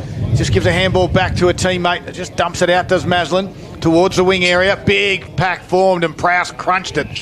And he may have come off second best. Big Nick. Boundary throw will occur, but Nick pops up. He's all good. Speaking of Nicks, just a quick one from Nick Lucchino. He is alive in the quaddie, so you were right. And he had to borrow 10 euros off Poppy.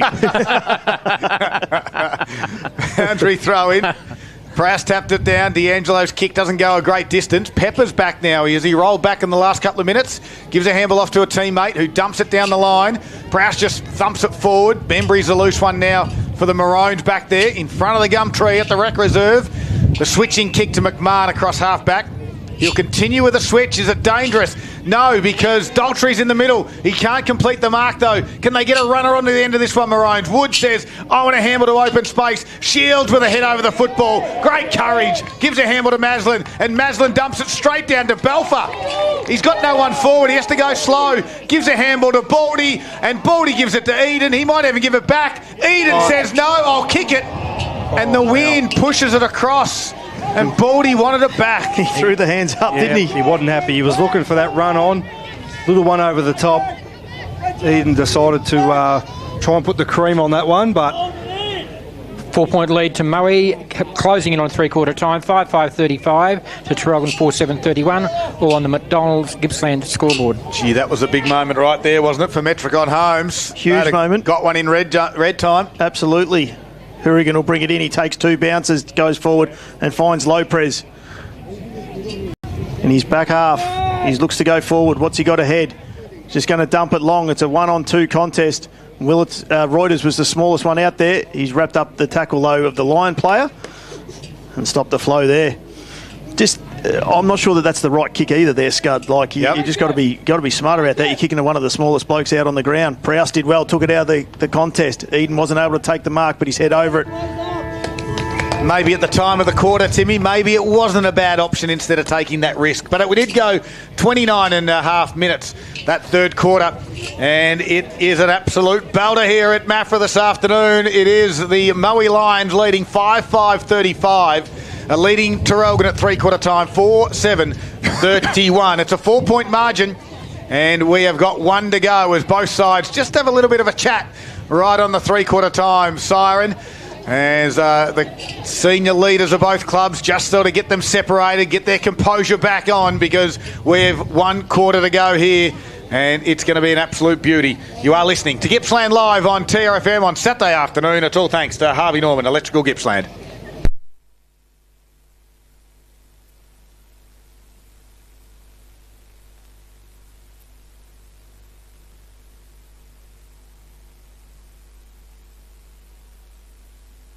It's time for this week's Gippsland League Top 5. Let's go. Kicking us off at number 1, Derek Egmalesi-Smith here from Sale. He had to think quick. He was front and centre, got it, over his head, and a great goal.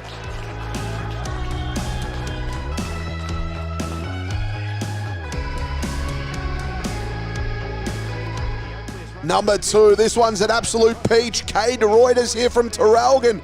This is tough. He's right on the boundary line. How does he do that? That is one of the best you'll see. Goal of the day, winner. You are Not a contender, it's the winner. You are kidding me, Timmy. That is one of the best we have seen all year. From Number 3, it's Blair Roscoe here from Traralgon. Beautiful little pick up this, but even better evading his opponent. Then he just goes bang, lines it up, puts it home. The youngsters put it through. How good is this great game of AFL? This is unreal. And he's on the wrong side there too for a left footer. That could have gone anywhere.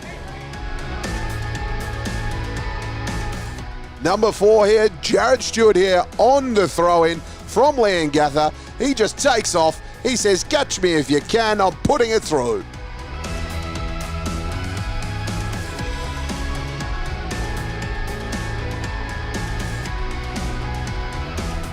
Number 5, it's Liam Masters here from Moe. He just gets the hand pass right on the paint at 50, bangs it home.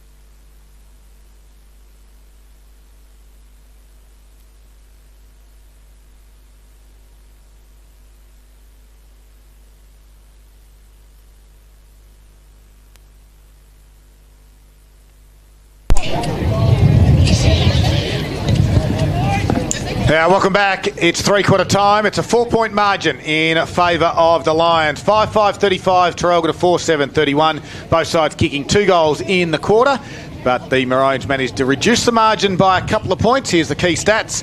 And for 3 quarters, it's all thanks to Gippsland Suzuki. Well, the main stat was the inside 50s that quarter. Traralgon had 20 to Moe's 7, so the Moe defence had really stood up well to keep those scores just to the 2 goals. 14 clearances apiece, which indicates a lot of stoppages during that quarter. Traralgon won it out of the centre. The Moe had a 5-1 advantage at half-time. Traralgon won 4 of the 5 in that third quarter. The free kicks was just 7 to Traralgon, 3 to Moe that quarter.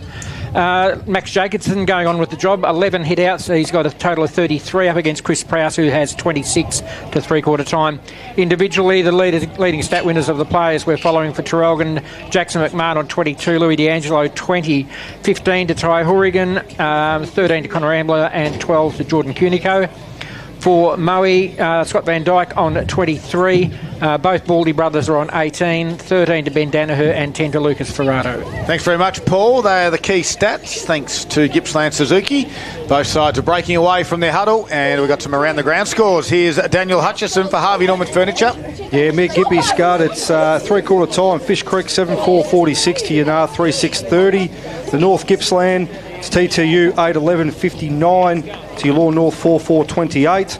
The Boysdale Brogalong versus Wyong game, 8 minutes into the last quarter, Wyong are leading by a point. So that's a score update with that game. The Omeo Benambra game, I did say 60 points in favour of Omeo Benambra. Bullen Allenbank, it's 6-7-43, Bullen to Allenbank 3-3-21. And Coralline 4-10-34 are currently getting beaten by Phillip Island 7-10-52. Thank you, Daniel Hutchison. Very comprehensive with those scores right across Gippsland and the Valley. And we have 1 to go here in the qualifying final at Maffra. It's going to be an absolute cracker final quarter.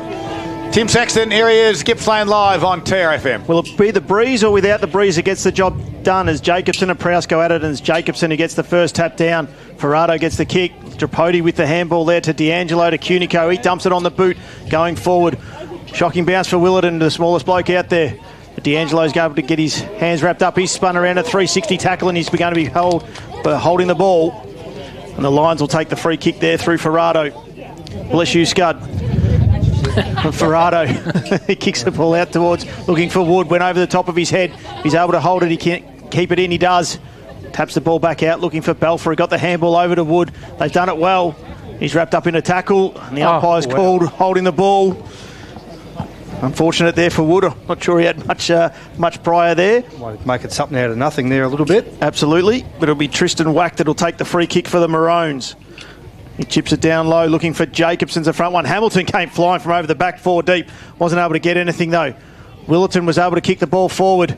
Well done there by Mulqueen. Got the kick out though, but it was Lopez who's first to it. Handball through. Cunico went to look to kick it, then got the handball over to Willerton. Back to Cunico from the 50. Centres the ball, looking for Hamilton, and he's going to take the mark. Great work, Hamilton, and great work there by Cunico. Yeah, super smart by Cunico there. He just seen him board. He opened up the blinkers there. He wasn't just looking one way. Seen just Josh Hamilton free inside and found him. Chips it over the top though. Lopez was left all alone, and he's a slightly tighter angle, but he's about 15 metres closer, which with this breeze that... I think that's a harder kick from there, actually. I think so. Yeah, he's put him deeper into that pocket. Yeah. And not a favourable pocket either with the breeze. Experienced he is in Lopez. What can he do with it? Puts it, keeps it low. It's going to go across the face, which is interesting to see how he can do that when the breeze is pushing across the ground. No, that's what happens to me when you kick across the face. It just holds up in the breeze. As Horrigan on that outlet kick takes a nice defending mark. He's going to reload. And they'll want it to this near pocket. He goes straight down the middle of the ground. Going back, Eden takes the mark. So the forward's rolled up. He's now taking an intercept mark down back. He wants to come to the near side. Prowse will be the target. Wack's there in front of him. Prowse will go over the top of Wack and just pluck it out of his hands. And now Prowse kicks down the line. Does he keep it in the field of play? Yes, he does. No, he doesn't. Umpire said he got it out of bounds. It was very close. The umpire had a perfect spot on it. Yeah, good on him for making a call. Yep. Free kick's going to go McMahon's way for the Maroons. all-important first goal you expect as McMahon kicks it down to half forward. McKenna just sort of peeled off the back of that when they really needed to make a contest. They got numbers at ground level. Wack gives it to Hamilton. Hamilton got swung around from Eden and now gives it back to Wack. Wack's in trouble. And he got saved by the whistle, a quick whistle it was. And now he's going to get a free kick. They don't like that after they backpedal. And they gives it across to, it is in the middle of the ground, Daltrey. Founds D'Angelo, centre half forward for the Maroons. McKenna's going to come off too after that. He might have an issue. He's no good. So directly in front, too far out the score. D'Angelo lowers the eyes and going back, Riley. Baldy, and that should be 50. If there's a 50, don't reverse it though. So Baldy got dumped, and then the other Baldy got dumped. I don't know. And Riley takes 50. You pay what that one? You've got to pay that one. Yeah, but then you got to pay the reversal, those guards, because you can't go then just and throw your body in. Too many whistles. Let it go. Gets to the wing. Prowse gives it. Wack runs into trouble again. Hamilton, Willerton. It's game on. It's physical. It's tough footy. Play on, said the umpire. Not 15. Eden gave it back to Maslin, and Maslin kicks towards Woodall. Dunbar gets the hand in there, and his first to it comes to Ambler. He takes the tackler on, gets the handball to D'Angelo. Then lined up in the middle, Daltrey. He looks to come back out to this side though, to Ambler. They got to go forward here. He comes out wide and finds Tom McMahon. Tell you what, the heat is on early in this game. You get a sense that whoever kicks the next goal could just about run away with this game. McMahon just kicked it up in the air and it went to no one. But free by himself there is Blackshaw at centre half forward. He rolls around on his right foot, comes out wide and he's got Prowse. They're all alone. The Maroons' defence is nowhere at the moment. He's got to get it in. Pepper's out wide. Where does he want to go? He's going to dump it long. Hourigan's going back, front position, and it takes the strong contested mark. Straight down his throat. It was just too slow to get back, too slow to turn around and have a look. He's going to come there, Wax. He gets the handball out to Daltrey. He's been big. Absolutely he has. Chip over the top to Cunico, who started this last quarter really well. Looking to go inboard. He's going to come outboard. The kick's got to be good, and it is. It finds Wack. He's got runners with him. Looking for Daltrey. He's trying to get a good look on that one, and he does. He dumps the ball down the line. Willerton's in front, gets through his hands. Hamilton's first there, takes the tackler on. Handball misses Cunico. He's first back to it, though. He takes the two tacklers on. He's going to be pinged for holding the ball. Wow. As the Moe bench have finally got the call that they've wanted. They've been screaming it for the last 5 minutes. Traralgon have got all the play at the moment too, but just not capitalising. Good strong tackle there was from Baldy. So 5.5 minutes, no score in the quarter yet. Baldy goes backwards to Maslin. Centre half back, he's got another lateral kick to Mulqueen.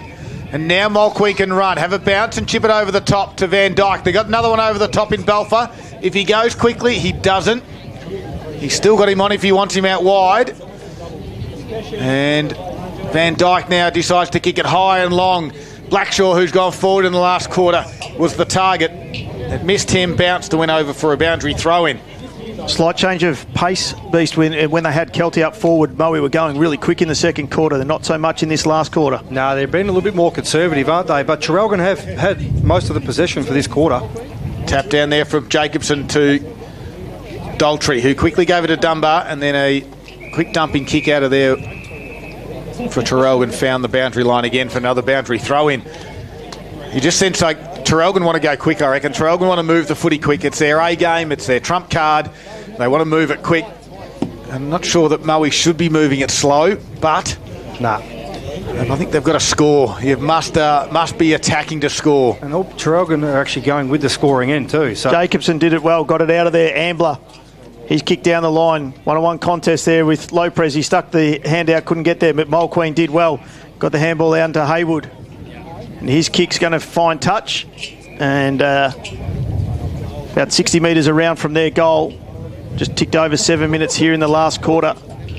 The Lions still leading by 4 points. Kicking with the breeze that is still gusting here at Maffra Rec Reserve. Two ruckmen will go at it again. Prowse took the front position, did well, got the handball out to Danaher. He got the handball out to Belfer on the left boot, kicks towards goal, coming back with the flight of the ball. Hourigan will get a hand through there. Coming through, spinning around there, does well was Prowse. Woods there, he goes left, then he goes right. Now there's a free kick. It's a free kick. It might be 50 metres away, actually. There's a free kick on the outer side where the boundary throw-in occurred. Or is it downfield? It's going to be downfield, I think, boys. Yep, downfield, yep. Downfield where the ball is, but wow, this is huge. We talk about big moments of the game.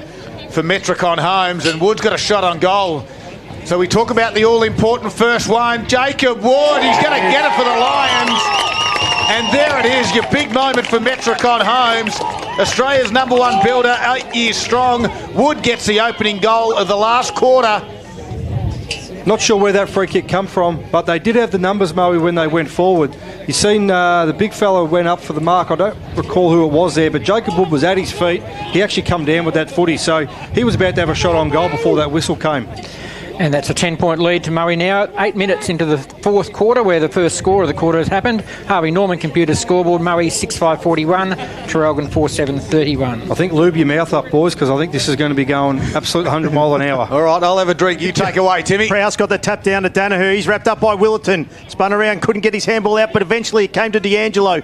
Delivers a ball in forward. Hamilton over the back, but a good, strong mark in front. Free kick. He's going to go to Hamilton, though. Wow. Off the ball, he was held down as he went up in the marking contest, is what the umpire's called. He's looking to play on quickly before the Lions get set.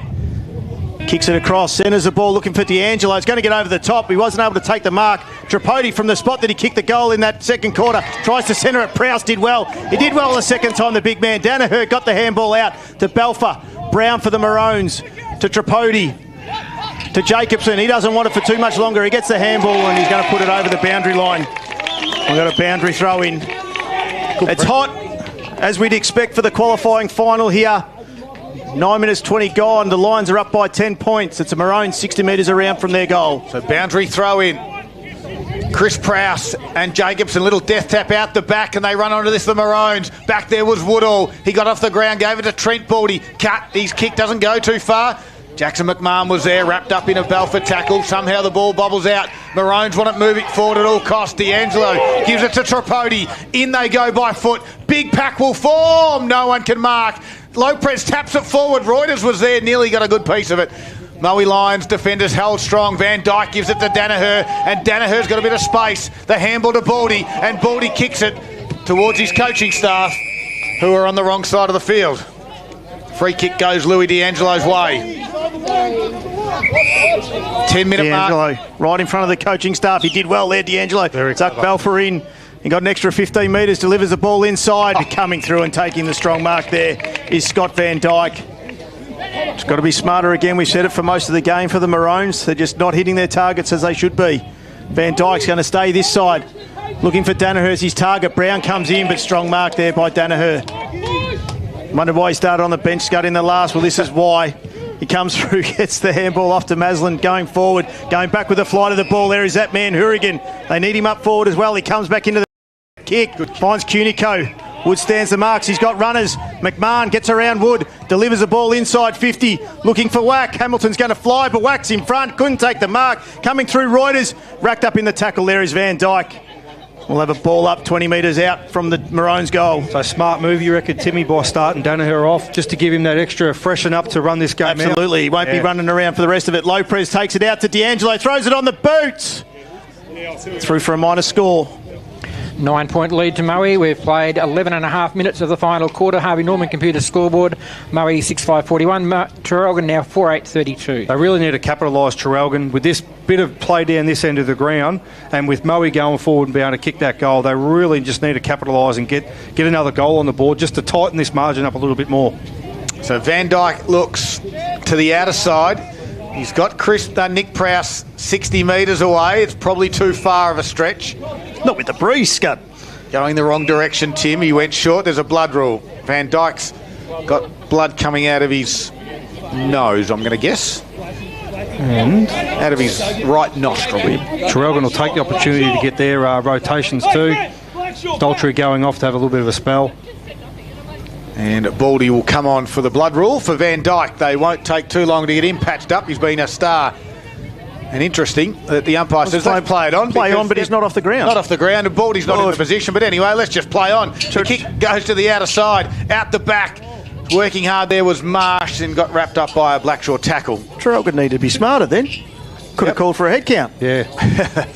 Well, exactly. Ball up on the outer side, right in front of the Gumtree at Maffra Rec Reserve, of blowing a gale on Saturday afternoon. But it's been an entertaining game. 9 points is the margin, 12-minute mark of the final quarter. Prowse got the tap down there. Coming through was Willerton. He was wrapped up straight away in a tackle. We'll have a go again. Umpire Wrestler's out there in front of the gum tree. Hope you're enjoying listening on Gippsland Live on TRFM. Prowse, and no one was able to get it, but he was roved it himself. Willerton will wrap him up in a tackle. We'll have a third go at it. I'll try again, Scud, otherwise you're back in. All right. Ruckman will go at it. Who's going to take it this time? Jacobson gets the tap down, looking for D'Angelo, who taps over the top. Danaher, he's wrapped up straight away. And you can go, Scud, and let's clear this thing. All right, if I can't clear it out, Rob Popplestone might. He's listening live from Naples at the moment. Cheerio to you, Poppy. Enjoy the pizza and red wine. This time, Jacobson taps it down, clears the area for a moment, but then Neocleus wraps it up.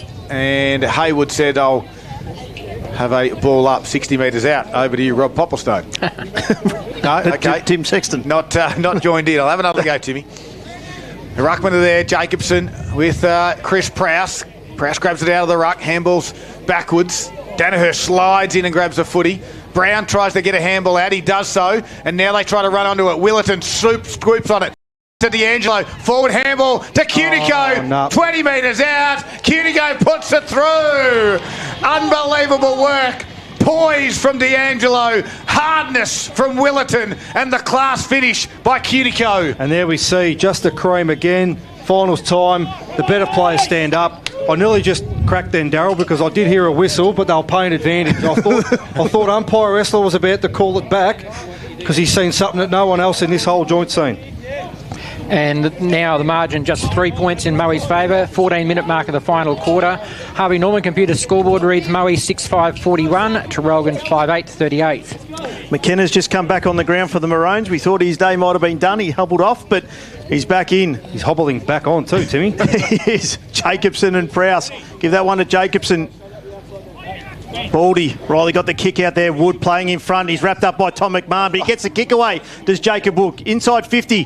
Whack and Prowse. Does well. Pelfer was there. Ambler got back for the Maroons. He finds McMahon, and his kick over the top finds Cunico, who's been fantastic in this last quarter especially. Where's he going to go now? Surprise, surprise. He goes out on the far wing, Scud. Looking for and finding Ty Hourigan, who has, for some reason, looked like he's rolled forward. Hourigan going slow, looking up ahead. He hasn't got much. McKenna's not going to be able to get to this contest. Going to come back with the flight of the ball there was Smith. Reuter's got the kick on the left foot. Who's there? Halliburton's got the legs. Who's going to be there? Shields. Oh, the bounce of the ball ends up with Halliburton. Gets attacked across to Marsh. He tries to throw it on the boot. Nothing coming out of there. Mulqueen says, I'll get it and kick this thing out of here. Try and give his backline a little bit of a reprieve, but taking the mark out there is Tom McMahon. He's going to centre it up to Hourigan.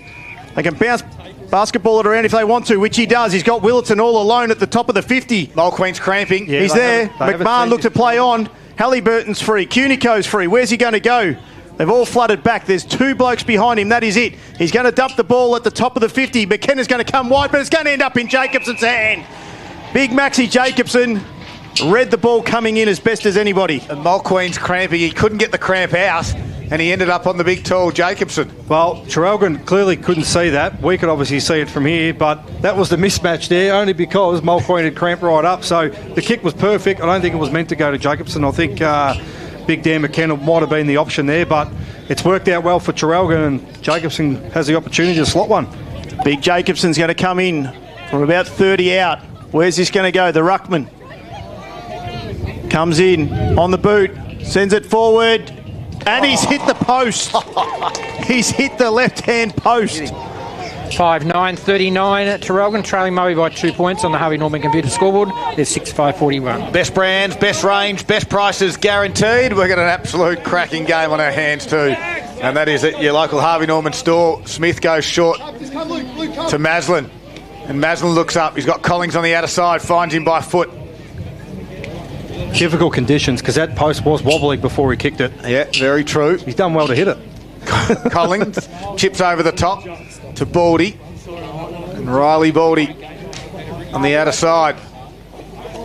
Just taking their time now, the Lions. They go slow. He now gets called to play on. Extra distance with the runaround to the wing area. Prowse is up again. Big, strong mark by Nick. And now he's going to roll and go. It's one-on-one. Here's Membry and Pepper again. No one can mark it. Ground level though, Trent Baldy snaps it around, going back there, and it's going to bounce in the goal square. It lands to Woodall. He tries to don't you. Huge tackle. It's a goal-saving tackle. Jacko McMahon. I thought they called the advantage, and McMahon got wrapped up in a tackle too, but Jackson McMahon was fantastic. His outlet kick, does it find a target? Not on this occasion. Coming to swoop on it was Cunico. Kick around the body on the left foot. The wind will take this one back. Masters stood tall. In the back, Masters, free kick. Jacobson doesn't like it. You reckon he took a dive, but he's got the free kick, does Liam Masters. And they could be one more down, Moe, because Mulqueen cannot even get onto the massage bench to get a massage. He's really struggling. The Masters pierces one in at the toes of Prowse. Slick handball to Baldy. Took on one, holding the footy. Beautiful tackle. Great tackle on that occasion. This time it was from, was it Willerton? Yeah, it was Willerton. Yep. Handball comes out to Daltrey.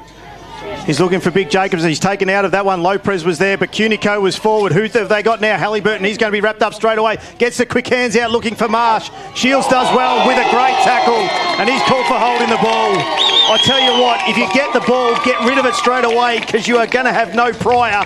Just get rid of the thing. It is hot, that's for sure. The concern, though, for Moe, everyone wants to slow it down. And I think it's just a little bit too early, 90-minute mark. Absolutely it is. Maroons, they've got the tap. Prowse looked like he wanted to take the mark. He was second bites to it. Kicking the ball in there, though, was Ferrado. The bounce, where's it going to end up? Pepper's front and centre. Took some memory. He's taken him on. He's thrown the ball out there looking for Wood. Is he going to be able to snap it around? He'll have a go. Swings around onto his right boot eventually. Puts it towards the goal. It's narrow and through for a minor score.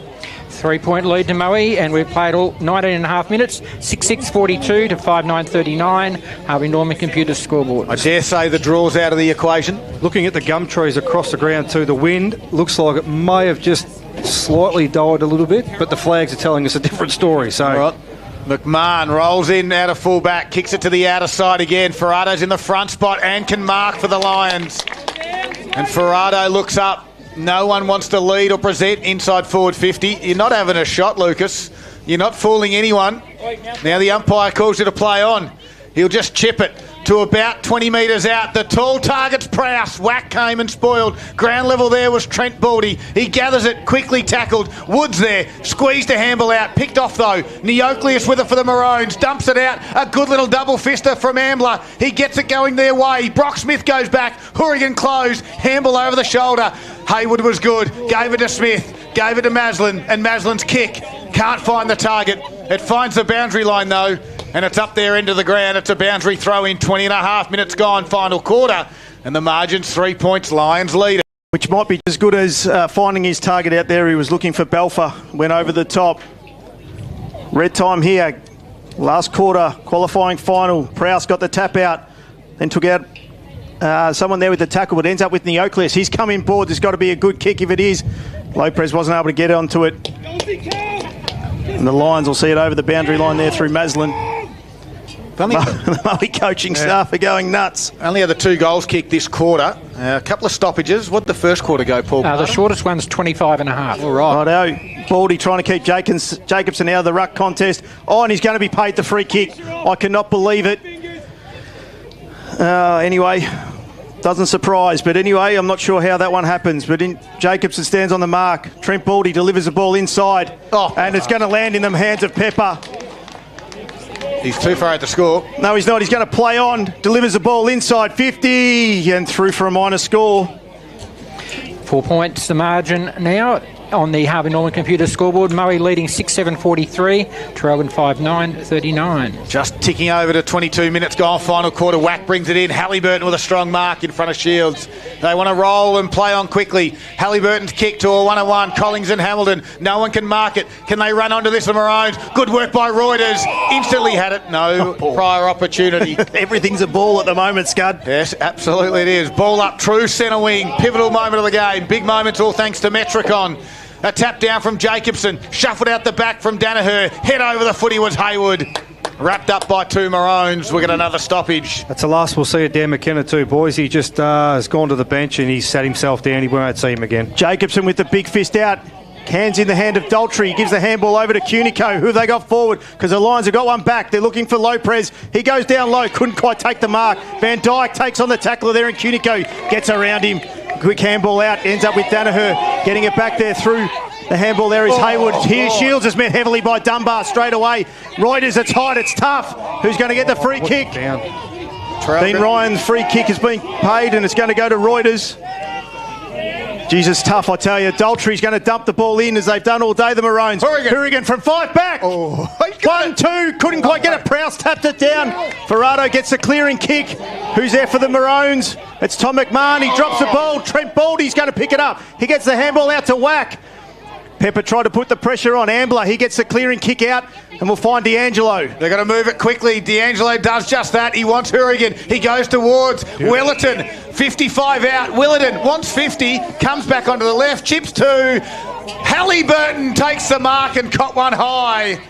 And Halliburton, tough distance for Sam Halliburton. He's side trial by 4 points. Passing is not an option with this late stage of the game. Siren potentially could go here. 23 and 3/4 minutes, final quarter. Sam Halliburton to get your side in front from 45. Tough kick. Wind's got underneath it, not going to make the distance. Hourigan! No, it's Van Dijk. The Lions stand tall on the last line. And they're going to go to the outer side, you suspect. A high wobbly kick. The target will be Pepper. And he can't mark. Sport from Membry. At ground level, Belfer took on the tackler, throw on the footy, no. Play onto the umpire. One last chance for the Maroons, maybe. Slick handball was from Eden to Belfer, and Belfer barrels it to half forward, but it's all the Maroons, and it's McMahon. McMahon's going to repel the ball and look for Ambler, and he finds him there. They're on the wing. They've got to go, though. Got to move it, Ambler. Can't be slow. Slow in the ball. They're down by 4 points. 24 and a half minutes gone. Final quarter. Qualifying final. Gets over the back to D'Angelo. He's wrapped up straight away and we'll have a ball up. Everyone settles. It's a massive crowd here for the qualifying final too. Prowse in front. Tried to get the handball out. Ends up with there coming out with Danaher. He throws it on the left boot. Was looking for the boundary line. Can he find it? No. Cunico was there. Getting the handball over the top there was Tom McMahon to Daltrey. He gets it out, finds Cunico. Can he deliver the ball inside? Pepper did well, grabbed the legs, but nothing paid from the umpire. Got in the clearing kick there, came through from Danaher. Prowse is there, McMahon. Siren. The Lions have held on by kicking 1 goal in the last quarter to win by 4 points. Unbelievable scenes. And the Lion coaching staff in front of us, they were 1 down, and the one was the big coach in Declan Kelty. He's got rid of the crutch. He seems to be moving quite well now as the final siren sounds. And the Lions of Victoria, 6-7-43, have defeated the Maroons 5-9-39. What a game of football. We knew it was going to be tough. We knew it was going to be close. It's just the way that the season 24 has gone. The Lions are into a second semi-final. The Maroons have got a double chance. We'll take a break on Gippsland Live. We've got all the post-game coming up. Key players from the Lions. Our Zambrero goal of the day. And to wrap things up here from the Maffra Rec Reserve, it is Gippsland Live on TRFM. And we love it each and every Saturday afternoon. It's all thanks to Harvey Norman, Electrical Gippsland.